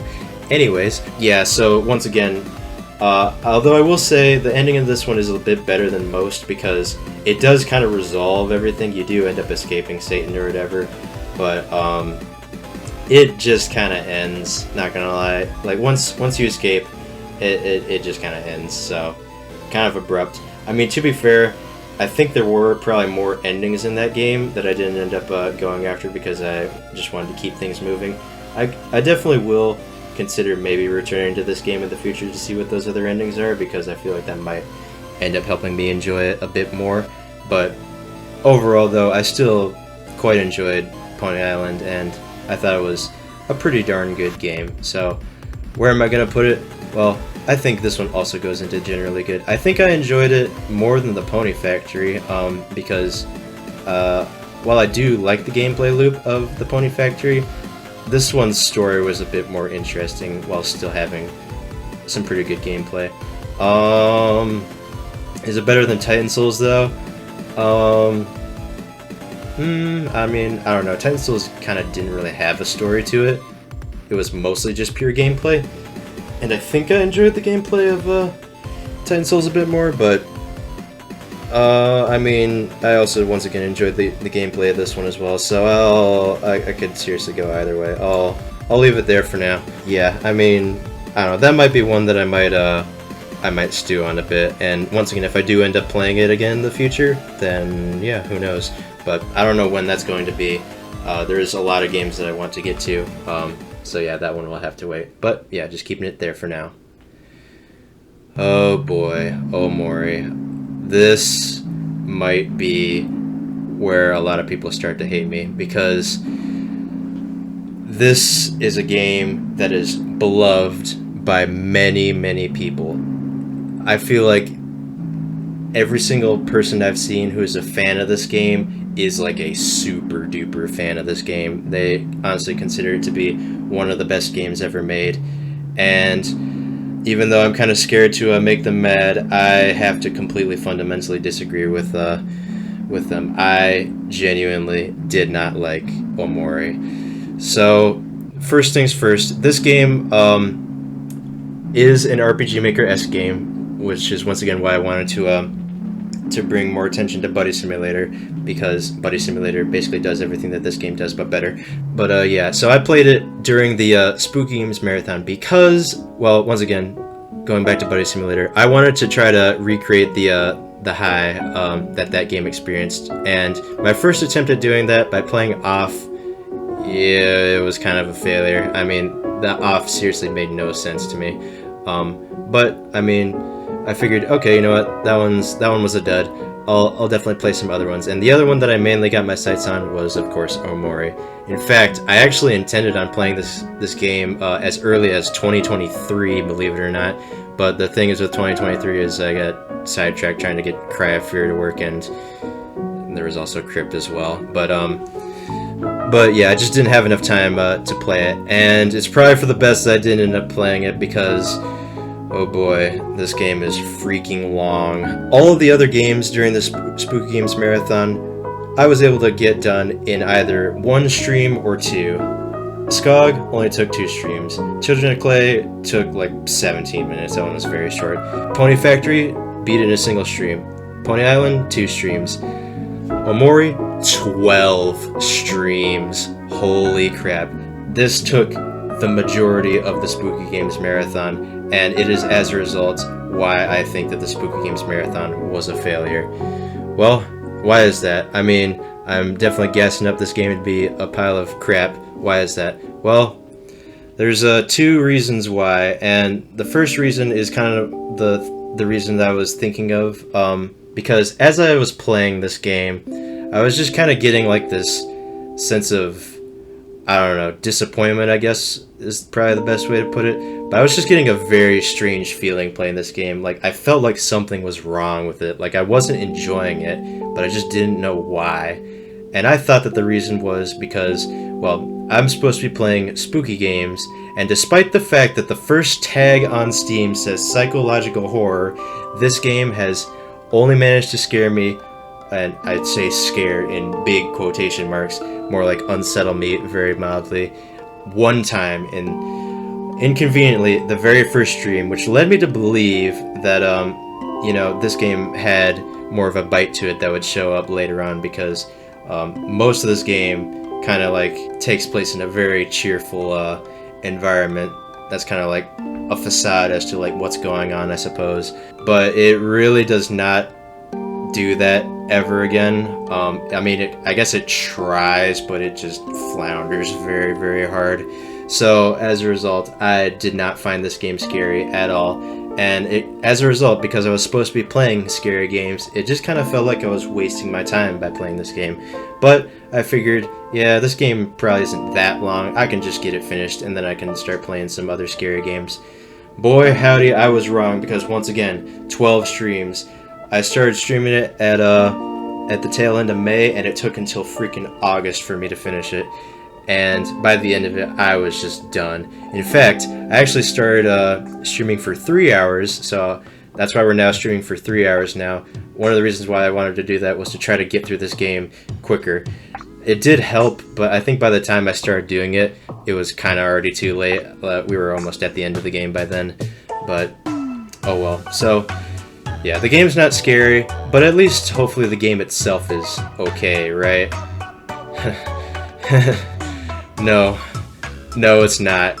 It is genuinely one of the most boring games I've played. Seriously. I will say it is a bit more substantive than Off was, because it plays very similar to Off, where you're just kind of exploring around trying to do, I guess, whatever you're trying to do, which is very unclear for the most part. And as you're going around, you know, you're fighting stuff. The thing is with Off is that you could literally press a button and it would like do the combat for you. You literally did not have to think at all. At least with this game, it tried to do something a bit more by having like you know, like the emotion system or whatever, where like it was kind of a rock paper scissors sort of thing, where like if you had like if one of your characters had like an emotion, it'd like do more damage to another emotion or whatever, something of the sort, which is kind of a nice concept in theory, but I mean, I genuinely do not think I took advantage of the system at all, and I did just fine. Asterisks, we'll get to that in a second. But yeah, as a result, you kind of just really didn't have to think too hard throughout most of the game, and as a result, it kind of resulted in me just going autopilot for most of it, and yeah, it was once again very, very uninteresting. It wasn't like so easy that I could like completely just like clock out or whatever, but it was like just, you know, taxing enough that like I just really was starting to get kind of bored with it. And once again, very, very easy. You're pretty much presented with no challenge except for some very random, insane difficulty spikes with some of the bosses. Like the first like main boss that you fight seriously took like 30 minutes for me to beat because he was a massive difficulty spike compared to any of the other enemies that I had faced up to that point. And then like the second boss that you fight, I guess like end of act boss, because you do face some like mini bosses and stuff like that. The second end of act boss was so freaking annoying, especially because I had almost beat her on my, like, I don't know if my first attempt, but like one of my early attempts. So then I spent the next hour straight trying to get anywhere close. And considering that, you know, it is a turn-based combat system, it kind of feels like a lot of the situations that you're put into, you kind of really have no way to face off against the things that the bosses throw at you, because like, you know, you get one of your other party members to take a defensive stance, so that way they can like take the hit for you, and then they'll just end up targeting your main guy anyways, and then you'll just die immediately, which is really, really, really annoying. But I was at least able to eventually get it figured out. And then from then on, there was basically no challenge whatsoever. For some reason, those insane difficulty spikes just weren't present with the next couple of bosses that you face. In fact, they were just really, really boring, honestly. They really didn't do anything that interesting. But yeah, so point is, the combat was pretty bad, and considering you're doing a lot of it in this game, it's kind of rough. But I mean, okay, to be fair, let's not kid ourselves. You're mostly playing these RPG Maker-esque games for the story, because there's honestly only so much that you can do to make the combat interesting. I think Buddy Simulator did the best that it could, but even then it was still kind of bare bones, because you were basically just pressing the buttons corresponding to the attacks that you had to do, which once again, a lot more engaging than just pressing a single button and having the game play for you. But still, at least it's something, whereas this game really kind of struggled to do any of that. But once again, these games put all their cards into the story. Surely this game's story is pretty good. In fact, like a lot of defenders of this game, I've noticed, will concede that the gameplay was, you know, not perfect, but they'll staunchly defend that this game has one of the best stories in like any game you'll ever play. And I really kind of question if I was like missing something, because I genuinely did not like the story in this game at all. In fact, there was at times where I thought it was offensively bad. So let me try to explain what the story of this game is, because honestly there were some parts that I just genuinely did not understand. So if you want to explain it to me better, feel free to let me know, but this is what I remember. So you play as this guy who's like depressed or whatever, and he's like just about to move out of like his childhood home to go on to do bigger and better things or whatever, I guess. And he has dreams where he, I guess, reminisces in all the childhood fun that he had with all his friends and big sister, which is where most of the game is spent, by the way, just kind of reliving that. And while this does kind of result in some nice theming of like, you know, how growing up sucks, it kind of really only does like a surface level analysis of this. Like, it constantly mentions that, you know, he's growing up and he's gonna be moving away or anything like that, but like, I don't know, we don't really get to see, or well, I guess we do get to see how great his life used to be, but like, I mean, you gotta grow up, so I mean, yeah. But anyways, the point is, in the dream world, one of his like best friends, Basil, I think that's what his name is, gets like captured by this demon thing, and basically you and your 3 other friends, which frankly, this is a tangent by the way, but it is relevant. I feel as though the 3 other friends that tag along with you exist mostly as a gameplay element over the role in the story that they actually play.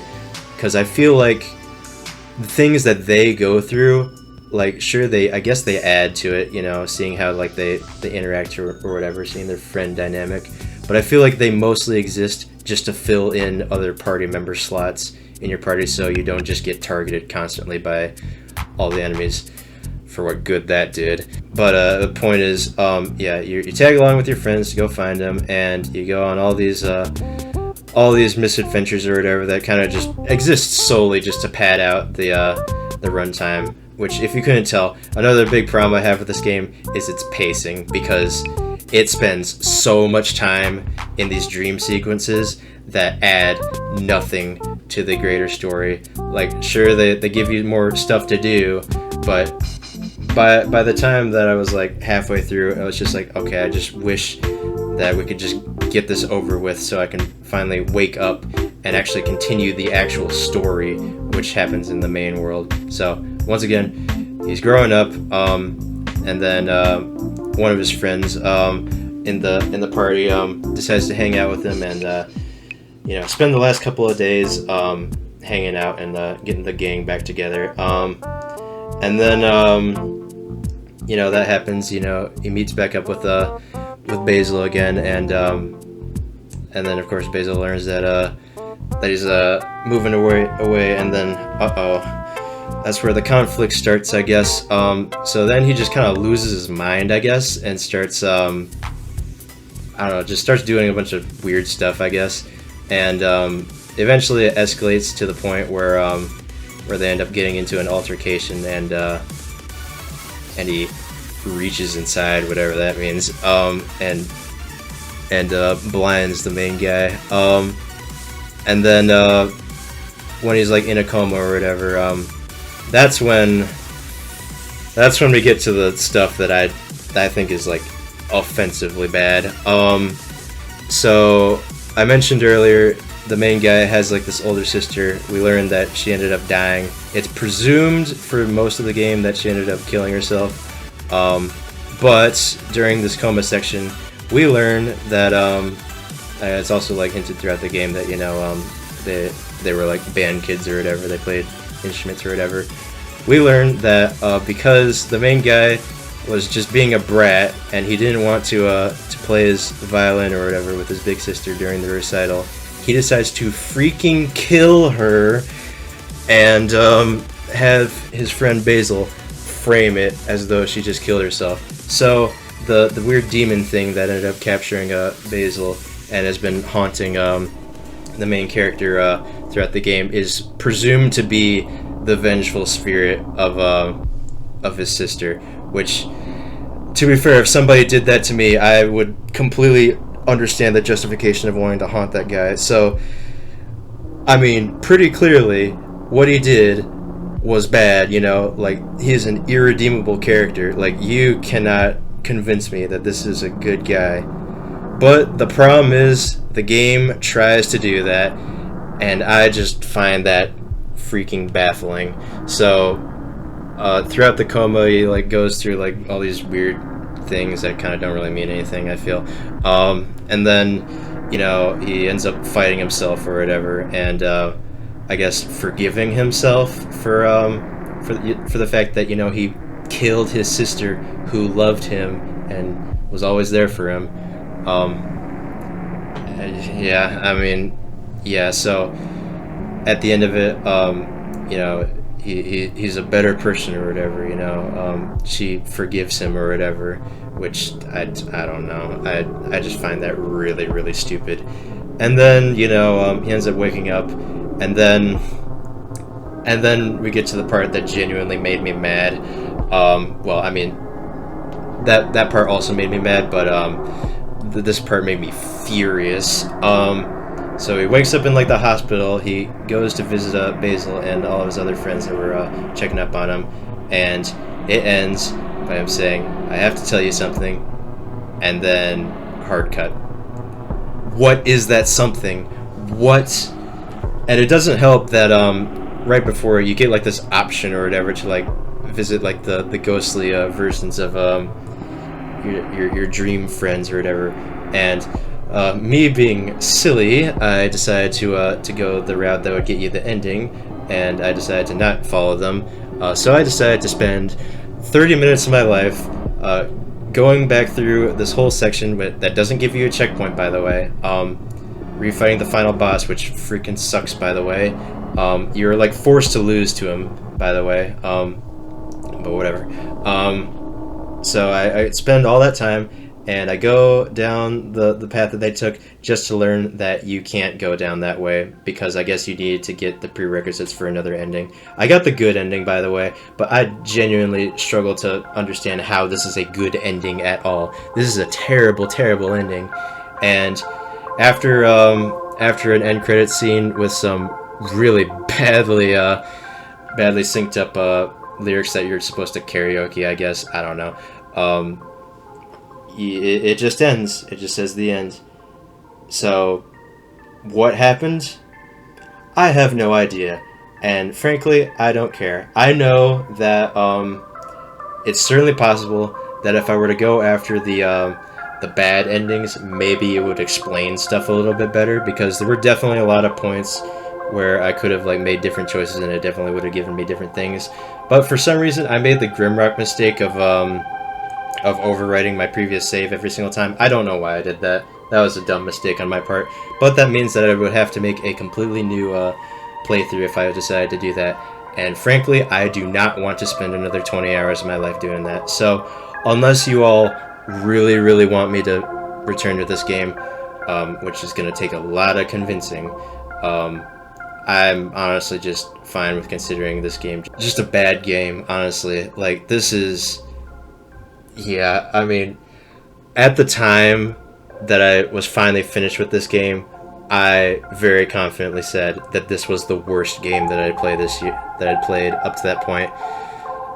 Lucky for you, Amori fans, it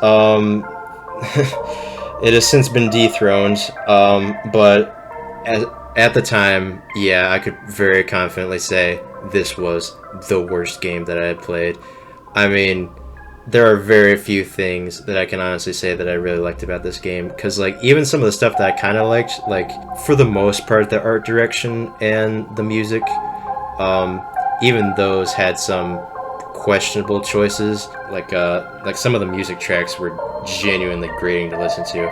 In fact, I'm only probably going to end up playing the music tracks that I like here, but yeah, it once again, I mean, I don't know. I kind of don't really get the appeal that this game has, honestly.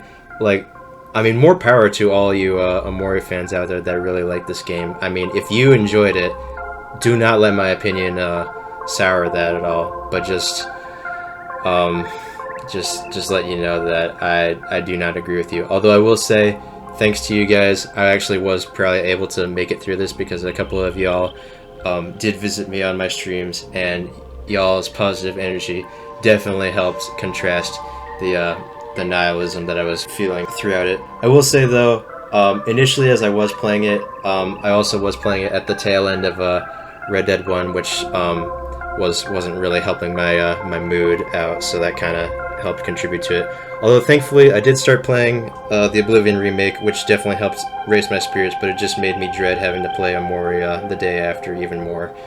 But we ended up getting through it, and yeah, I am very glad to be done with it. So, with that all in mind, yeah, sorry if I made you all mad, but it's just my opinion. Please respect it, I guess. I have to put it at the very bottom of wouldn't play again, because while Lunacid was much more disappointing, it at least at times was a bit more engaging. To be fair, it was a pretty boring game as well, but I mean, it had more interesting ideas, I guess. At least in my opinion. Still, don't really like either of these games. Yeah, that's basically about all I have to say. Hopefully, I'll end up playing another good RPG Maker-esque game one of these days. I mean, I am planning on playing Deltarune at some point. Hopefully that one lives up to the massive expectations that people are setting up. But we'll just have to see. That one will come soon enough. But for now, yeah, I'm very glad to be done with Amori. But taking a turn for the much better, we have Amnesia: The Bunker, the final game of the Spooky Games Marathon, and holy crap, this was a very good one to end on. So, this actually was my first Amnesia game. I haven't played any of the other ones, although I will say I do plan on playing the other ones at some point. I'm kind of not looking forward to it because this game genuinely actually scared me. This was the scariest game that I have played on stream. And also, coincidentally, it was also just straight up the best horror game I played on stream. Lost in Vivo has finally been dethroned. This game had genuinely a very, very solid gameplay loop of you know, just trying to get stuff done while hiding from the monster, and it has a very simple setup, but one that works. It did not need to overcomplicate things, and it didn't. So it ended up being a very very solid experience, and one that also wasn't all that short. So I didn't completely build up too much cholesterol in my arteries, but man, this game made me terrified to return to it. But I enjoyed almost my entire time playing through it. But once again, it wasn't perfect, and as you probably suspect, the biggest problem I had with this game was the rats. The freaking rats are so annoying in this game. I mean, okay, I understand that they're supposed to be a thing that's kind of impeding your progress, because they block off certain areas while feasting on the corpses. You can't really run through them, otherwise they bite you. You have to scare them off, and if you don't want them to come back, you got to burn the body that they're eating. That is perfectly fine as a good gameplay mechanic. Although the problem is, these rats are so freaking aggressive that once they get their sights on you, they will chase you down to the ends of the earth. And if one of them bites you, God help you, because all of them will just keep following you, and you really cannot get away from these things. Like, there have been so many times where, like, I have clearly scared these rats off, and as soon as I try to start doing something, they immediately come back out and start biting me, which is really, really annoying. But, I mean, it is what it is. To be fair, there is an option. One thing that I really like about this game is it gives you so many like accessibility options, and you had the option to turn off the rats. Of course, I didn't turn them off because, well, I didn't know what they would be like. But if I ever played it again, I might end up doing that. To be fair, that is kind of cheesy, I think. But unless maybe there's like a mod out there or something like that that can just make the rats, less freaking insane to deal with. Then yeah, I mean, like, otherwise they mostly did their job, but yeah, they were just kind of not really fun to deal with. So yeah. Oh, also, yeah, the ending of this game is also kind of bad as well. I kind of led you on there. Anyways, so once again, kind of a similar story to Sons of the Forest, but nowhere near as insane. The atmosphere of this game is very, very tense and very, very stressful. Throughout the entire time, you are like hoping that this guy who's chasing you around won't end up seeing you when you're doing stuff, and you got to be like very careful to not make any noise so he doesn't hear you. And yeah, just overall, it's just a fantastic, terrifying gameplay loop. But the ending sequence kind of just throws that away by having you face off against him in the very confusing boss fight, where you gotta like try to like knock him down, but like the way that it works is like very confusing. And the old saying, the scariest thing is the thing that you don't know. Because you barely get to see this guy for most of the game, you're kind of like terrified of like what he's capable of. At least I was. But when he's just kind of chasing you around constantly, he really kind of loses his fear factor. And especially since if you do get caught by him, you get like multiple attempts before he actually kills you. So a lot of the tension that was built up is just kind of immediately gone. And once you do finally figure out how to get rid of him, which is very finicky once again, you escape the bunker, and the game ends after you get presumably captured.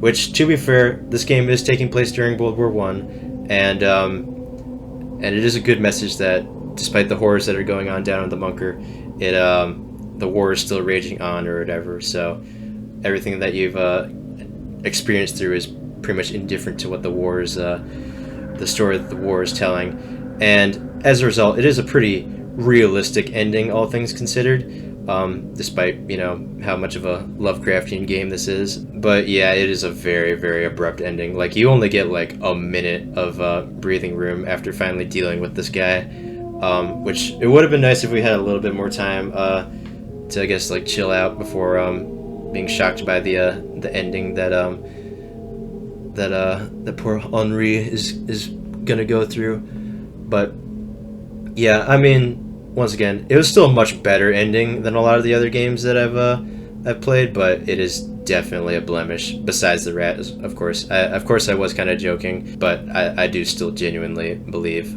the things I mentioned earlier. So yeah, but still, this was a fantastic game. Still the best horror game that I've ever played. I would highly recommend it, and I hope that the other Amnesia games, once I get to them, will be as good as this one.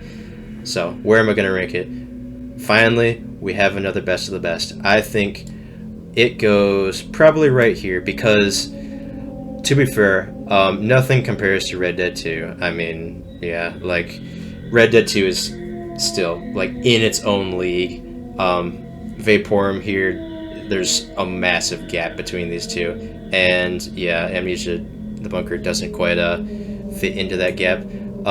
It is a bit more comparable to Vaporum though, because these two both had perfect gameplay in my opinion. They were both a whole lot of fun to play, but I do think that the story, well, I mean, the story in both of them is also really good, but I do think the ending in Vaporum 1 is a bit better than the Bunker. It did have kind of a cliffhanger ending once again, but I feel like I don't know, that ending was a bit more earned than I guess the Bunkers, if that makes any sense. I don't know, that probably doesn't make any sense, but I just kind of preferred Vaporum a bit more. But the Bunker was not a disappointment like Vaporum Lockdown was, and as a result, it's a bit better than everything below it. But still, once again, fantastic game. Would highly recommend it. Unfortunately, I cannot say the same for Lunacid Tears of the Moon. This, okay, like, before I get into this one, obviously you already know that I was very much not impressed with Lunacid. I was very disappointed by it. Still probably the most disappointing game I played on stream, but I mean, to be fair, I don't know, maybe I just didn't get this game because this game has a pretty solid cult following to it. I do not know what people really like about it, honestly. I think it is very unengaging to play, but whatever. I mean, to each their own, I guess. I mean, Omori does have a pretty strong fan base, and, well, I already made my opinion on that one pretty clear. But, you know, like, at least, like, some people will probably get enjoyment out of Lunacid. I didn't, but I genuinely think that even the people that like Lunacid will struggle to enjoy Lunacid Tears of the Moon. This game managed to somehow overthrow Cry of Fear as being the most annoying game to get working that I've ever played. First of all, this game will absolutely crash every single time you try to alt-tab, except for that one time for some reason, which is really annoying when, with its other problem where every time you load it up, it moves your tabs around, which is really annoying if you have a chat that you want to look at. So when you load up the game, it like puts it behind Steam or whatever. So you gotta alt tab to move chat, but as soon as you tab back in, boom, the game's crashed. So you gotta deal with all that fun. For some reason, this game's resolution is like hard locked into like a really low one for some reason. So I had to like resize it in OBS in like a very unintuitive way. So that's probably why the gameplay footage looks really weird. Then the biggest issue is that this game has some of the most outdated controls I have ever seen. Like, I mean, I would honestly just recommend watching my initial stream of this game that I tried to play, because that kind of just demonstrates how much of a mess this game is to even get it to work. But eventually, though, we realized that this game is more so meant to be played with a controller. If you do want to play this game, which I would not recommend at all, I would, if you're going to go through it, play it with a controller. It is so much better to play that way. Once we got all the technical issues somewhat sorted out, I mean, they still persisted, but they were at least manageable. How is the actual game itself? It is just a worse version of Lunacid, which is already a game that I do not like, because at the very least, the combat in the initial Lunacid had some strategy to it. This one, all you do is just spam a button and just hope that the enemy dies before it kills you. Literally, that's it. You move so incredibly slowly. You can sprint, but once you're playing with the controller, you can't really look around while you're sprinting, and you can't really like do any other actions while you're sprinting as well. So it just results in a very very clunky and unintuitive game to play that is just so freaking boring. Like, Lunacid was once again very boring, but golly, this one is so much worse, because every single aspect is just worse. Because even like the enemies that you're fighting, at least in the original Lunacid, there were some very unique enemies. Sure, there were some boring ones, just like, you know, skeletons and slimes and stuff like that, but it had some genuinely very unique monsters that you ended up fighting, which was a bonus. This one, though, literally all you're fighting are those generic, like, zombies, skeletons, and also like random animals as well for some reason, like giant praying mantises, I guess. Okay, but yeah, because you're fighting those really boring enemies in a very boring way, it just once again results in a very boring game. And I mean, this game's story definitely doesn't help it, because it's pretty bare bones. I mean, to be fair, I did understand what was going on much better than the original Lunacid, because I still genuinely don't even know like what we were even trying to do in that game. At least with this one, you know, your goal is somewhat clear and you do end up accomplishing it, I guess. But I mean, it's an okay story. And once again, as you would expect, the ending of this game is it exists. It just ends. It's a very abrupt ending, and yeah, just kind of not really noteworthy, I guess. So yeah, I mean, even though that this is probably the worst game I've played this year, I frankly just don't have as much to say about it as a lot of these other games that I've ranted about, because yeah, I mean, it just kind of speaks for itself. I'm sure the gameplay that's playing just really speaks for itself, because yeah, it was just such a drag to play. Now, to be fair, the second stream that I played of it, or I guess like maybe the third one, I don't really remember. Oh yeah, it was the third one. I did have like an issue with the controller that like caused it to be really laggy. That wasn't the game's fault, but it still just left a very sour taste in my mouth that I feel like I should mention, because it resulted in me having to play it for a little bit longer than I would have liked, and I really would have preferred if I could have just gotten through this game a little bit faster. But oh well, it is what it is. So where are we putting it? Considering everything I've said, this is another torture. I am putting it above Crypt, because this game genuinely hates you. Like, whereas Lunacid is just stumbling over itself so many times, Crypt is intentionally trying to trip you over. And of course I have a personal vendetta with spookies, so that's why it's still at the bottom. But yeah, what happened, Kira? Lost in Vivo was a game that I genuinely liked. Sure, it wasn't perfect by any means, but I still genuinely liked Lost in Vivo. I still would highly recommend that one. But man, I cannot recommend anything else that they've made. Which, by the way, they have actually released a quote-unquote new thing, because it's actually a very similar story to the Pony Factory. They released one of their games that was in the DreadX collection called like Utenka 64 or something like that. I'm unsure if I want to play that one because that one isn't free, which is the one, I guess, saving grace of Tears of the Moon. This one's like $7, so I honestly don't know if Kira really deserves my money anymore. But I don't know. I mean, that one might be a lot better than these ones because it's like a different genre. So who knows? Maybe it'll be good. Maybe it won't. I don't know. I may end up playing it in the future, but once again, there's some stuff that I would like to get to it before then. So we'll just have to see. But anyways, that tangent aside, now we get on to this year's Spooktober, and thankfully, despite the fact that the Spooky Games Marathon was very much a dud, besides Amnesia, this was genuinely the best Spooktober yet. Almost all of the games that I played this year were fantastic. And of course, starting off, we have Limbo, a certified hood classic. Now, to be fair, I am kind of familiar with Limbo. In fact, that's actually why I played it, because considering how, rough the Spooky Games Marathon was, I wanted to make sure I played at least a good game, in case like everything else that I decided to play would be bad. Thankfully, I kind of I underestimated the stuff I would end up playing.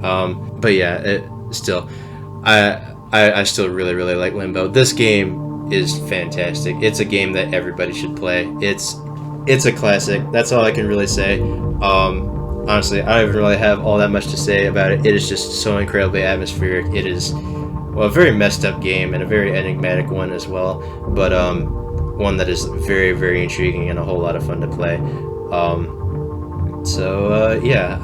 Once again, I would highly recommend it. Although I will say one minor blemish on it is that you can't rebind the controls, and for some reason the base controls use the arrow keys, which may be a hot take, but WASD is superior every single time. There's not been a single game where the arrow keys have been preferable to WASD. So not being able to rebind it really sucked. But once again, the controller settings were mapped a whole lot better, so I was able to turn on my controller and play with that, and it was a lot more enjoyable as a result. But that aside, it was still a fantastic game. It absolutely deserves a very high ranking.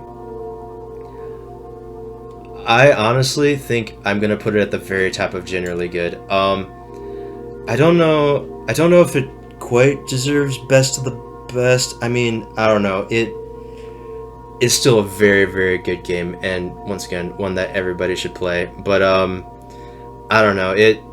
Something about it is kind of like, I don't know. You know what?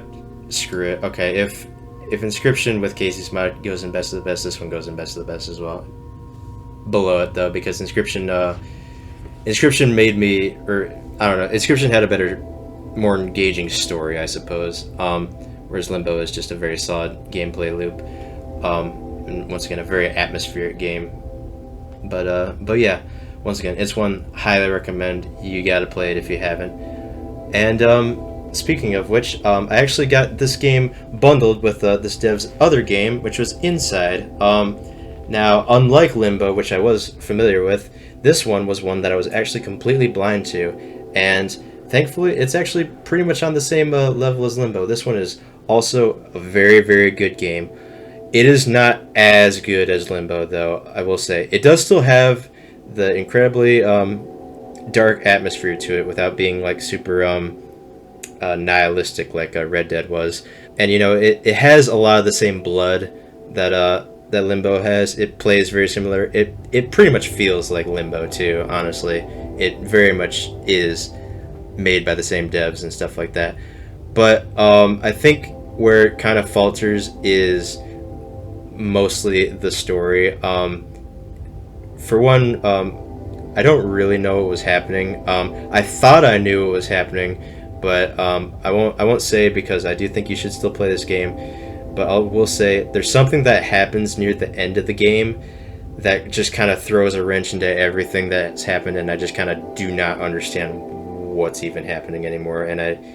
And Once again, the biggest problem with almost all the games I played this year. Once again, the ending. The ending did not make any sense. At least the ending in Limbo kind of made sense because you were kind of trying to like work towards that goal, and you do end up accomplishing it. But this one, I do not know what was accomplished at the end of it. So it just left me very confused and very bewildered. And to this day, I still really do not understand what it was even about. Still, I enjoyed it a lot, though. It was a lot of fun. I would still highly recommend it. If you can get this game bundled with Limbo, do it. It's absolutely worth it. I think this one goes into generally good at the very top. Because, yeah, it doesn't have the things that, or it has the things holding it back that I initially thought that Limbo did, but realized that, no, it doesn't have anything holding it back. But yeah, Inside definitely does. Is it actually better than Grimrock 1? I actually think yeah, because Grimrock 1, you know, I still absolutely love that game, but yeah, I will say Grimrock 1 is still kind of rough around the edges, whereas this one wasn't. So yeah, putting it there. Alright, and then the rest of the games I played for Spooktober were all games that came out this year, actually, and they were all ones that I wanted to play possibly during the Spooky Games Marathon if Omori didn't take up 90% of it. But it is what it is. I ended up playing them then, and I was, once again, very pleasantly surprised with most of them. And for instance, the first one, Dead Letter Department, I genuinely really like this game. This game has a very, very cool atmosphere to it. It is just a vibe. And it's a very unique game, gameplay-wise as well.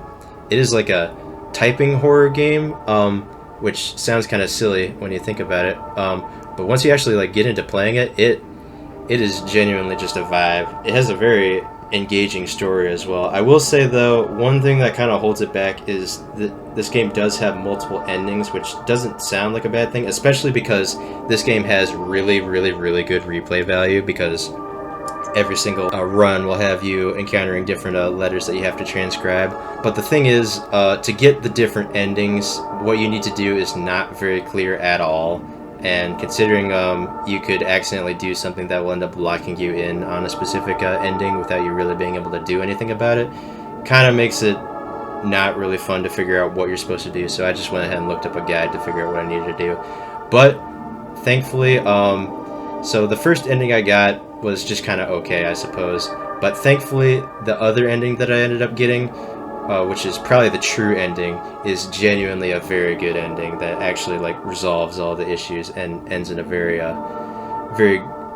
good positive way that I really liked. So yeah, if you do end up playing this game, definitely try to go after that ending, because I think it is absolutely worth it. Yeah, I tend to find that for the games that I really like, I kind of have less to talk about, because they're games that I honestly want you guys to check out. So definitely check out Dead Letter Department if you have it. This game is absolutely worth it. It is a lot of fun. You'll get quite a lot out of it, because I know I certainly did. Where am I going to put it? This one also goes probably into generally good. Also pretty high up as well, I think. Let's see, maybe, let's see, I think I liked... Oh, okay, I'll put it behind Buddy Simulator and above Delver, because, once again, Buddy Simulator, definitely, like, more so blew my mind than Dead Letter, but Dead Letter was still a very cool game that did a lot of really interesting stuff, and once again, I would highly recommend it. Unfortunately, I really wish I could say the same for Locks, but this is genuinely the only blemish in what would otherwise be a perfect Spooktober. This game was not good, which really sucks, because this game seemed like it would be really cool. So this one is, like, it's a very interesting premise. It's like, it's a puppet show. You are playing a puppet show, but it genuinely feels like this game was not tested at all. This game is so incredibly jank, and frankly just so tonally inconsistent.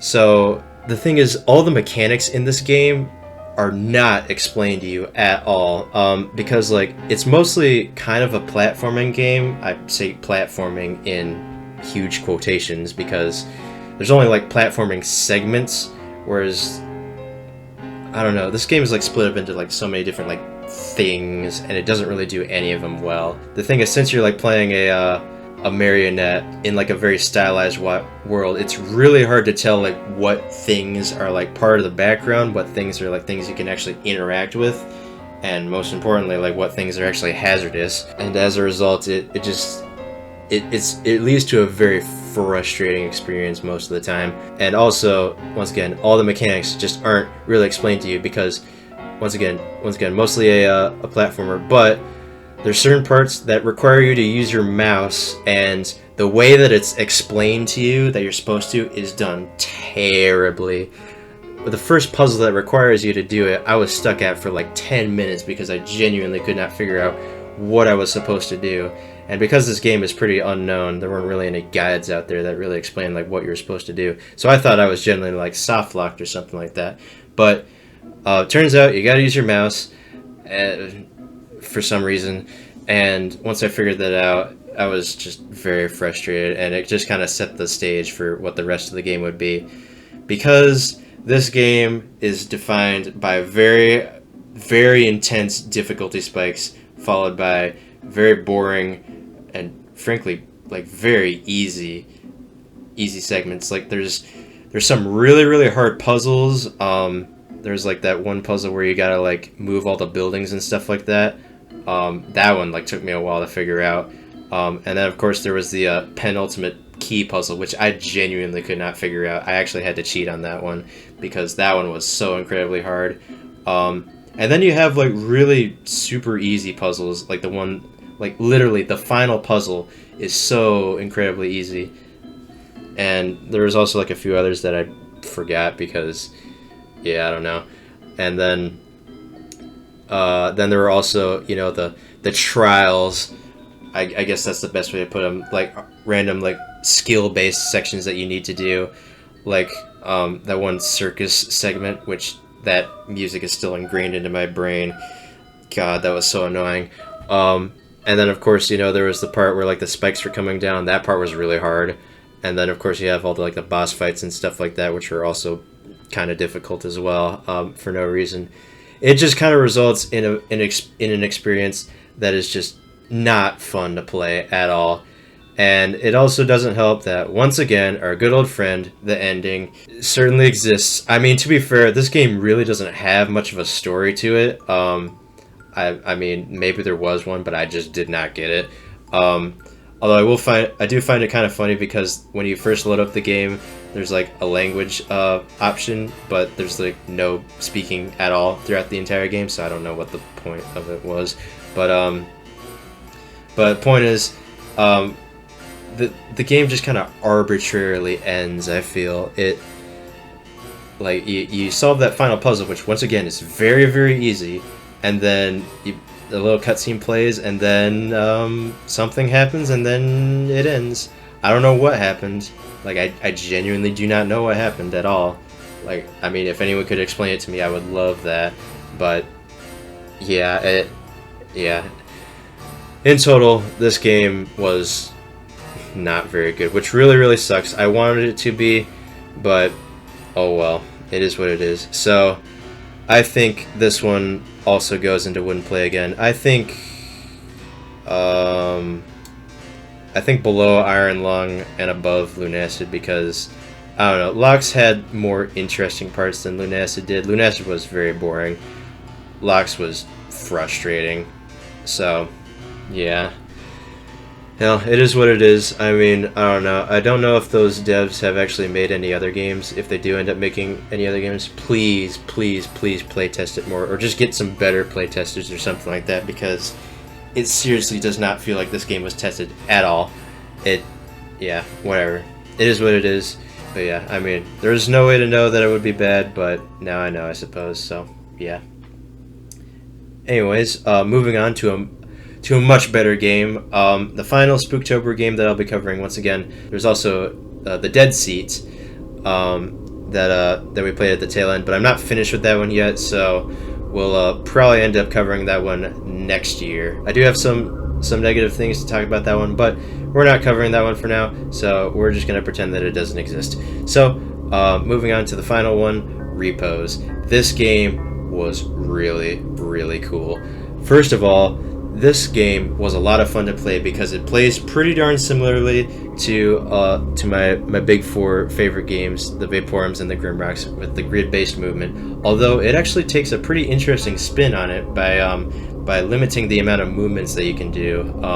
So you have to plan out your routes very specifically, so that way you can actually make it to where you need to get to. And as a result, it's a very strategic and tactical game that I really enjoyed the gameplay of. And yeah, it was just really cool. And this game has a fantastic atmosphere, a really cool art direction, some pretty nice music as well, and a story that's actually pretty good as well. To be fair, it is a very weird one, but after finally beating it, I do feel like I understand like what it was, or I guess what it's an allegory for, and I feel like it is a very relevant allegory for the climate that we live in today. It was just very good. Although one kind of minor thing that I will say is that throughout like most of the base game, you do need to be playing pretty much perfectly, but it's fine because once you die, you get as many opportunities as you need to plan out different routes and see which one's like the best one, and you get like multiple opportunities to perform the route as perfectly as you can, taking out all the enemies that you need to. But every single time that you make it to an area, you like just have enough movements to make it to like the next save point.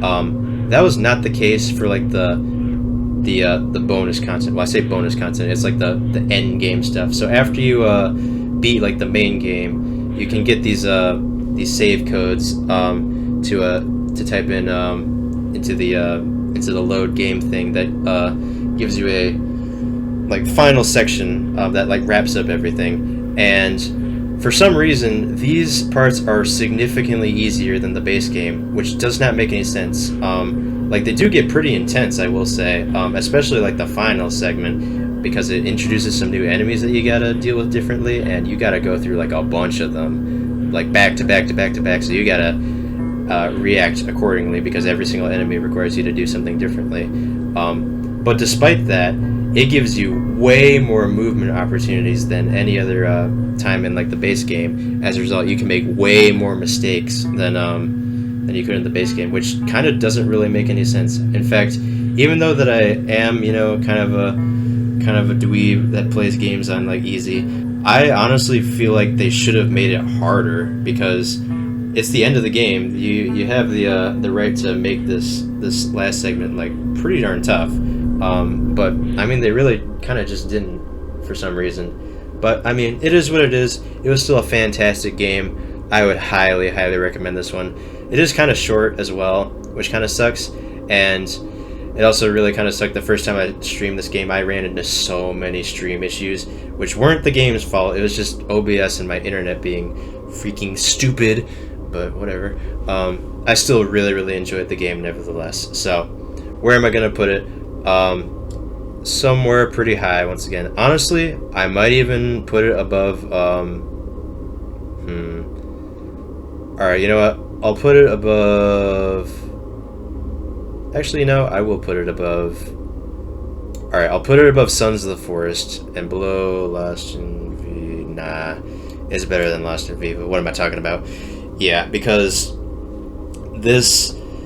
Yeah, it is just such a solid gameplay loop, such a solid story, such solid characters, such solid writing, such solid atmosphere, such solid gameplay. I probably repeated myself like many times there, I don't even know. It is just a very solid game with like a very minor, like, it's not even like a blemish, honestly. It's just kind of an interesting choice that they made, where they made the final segment like really, not really easy. Like, it is still kind of tough, but they made it easier than the base game for some reason. But still, once again, very minor thing. It is what it is. I would highly recommend this game.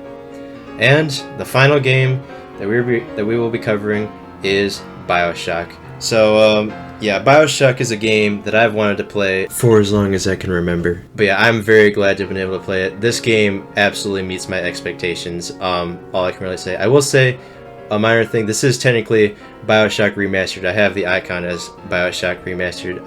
I don't know if it's any different to like the original Bioshock, because I really couldn't get any conclusive information as to whether it like changes anything or not. It's very much, or at least from the sounds of it, it's very much not like the Oblivion remaster where it is basically a full remake of the game.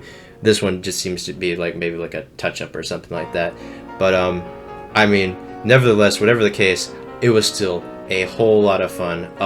It did get kind of intense at times, at least more intense for me to comprehend, but I mean, like, after like thinking about it, like honestly this game is paced pretty darn well. It just does have some moments of intensity that are kind of intense for my small little brain, but it is what it is. Yeah, this game has a very good story, very good gameplay. Although once again, our good old friend, the ending is probably my biggest gripe with the game, because while I do like the final boss, even though I do feel like he was kind of easy, all things considered, the ending of the game, while it does wrap up things pretty nicely, it does so very, very quickly. Frankly, just too quickly, honestly. But, I mean, it's still a good ending. It just, once again, it takes place over the course of too short of a time span for me to like really process it, you know? So yeah, just once again, very minor things. Everything else about the game is really good. It's another certified classic. It's still aged very, very well. I'm very glad to have been able to play it, and I'm very much looking forward to continuing with Bioshock 2 and eventually getting to Bioshock Infinite. I'm kind of curious to see how these compare to the original, but I guess we'll just have to see. But yeah, with all that in mind, where am I ranking Bioshock Remastered, or maybe just Bioshock? I don't know, depends on how different they are. I would also rate it pretty highly in the generally good, although probably not as high as some of these others, because, I mean, it was still like a very fun game to play, and I do like the story of it, but, I mean, I don't know if I liked it as much as some of these others, so I might put it behind Buddy Simulator. Once again, it is the most recent game that I finished, so I might need to think about it, but we'll just have to see. But yeah, I'll keep it there for now. Maybe that one will change next year. We'll see. I don't know. But yeah, with that, that is the 2025 tier list finished. Yeah, I honestly played a lot of games this year, probably more than I normally would. So this was a bit of a packed lineup today, so I don't know if next year's will be. I do have a lot of games still planned to play for next year, but as always, if you guys have any suggestions for games that you'd like me to play, please let me know. I will definitely be sure to check them out. I mean, plenty of games that I will be playing are suggestions that y'all have made during stream. So once again, let me know what stuff you'd like me to play, and I will definitely be sure to check it out, assuming it is, you know, a genre that I would be interested in doing. But yeah, with that, that is once again 2025. I hope you guys enjoyed, and I guess I will see you guys for next year's tier list. Until then, though, that'll be all for now. Bye bye.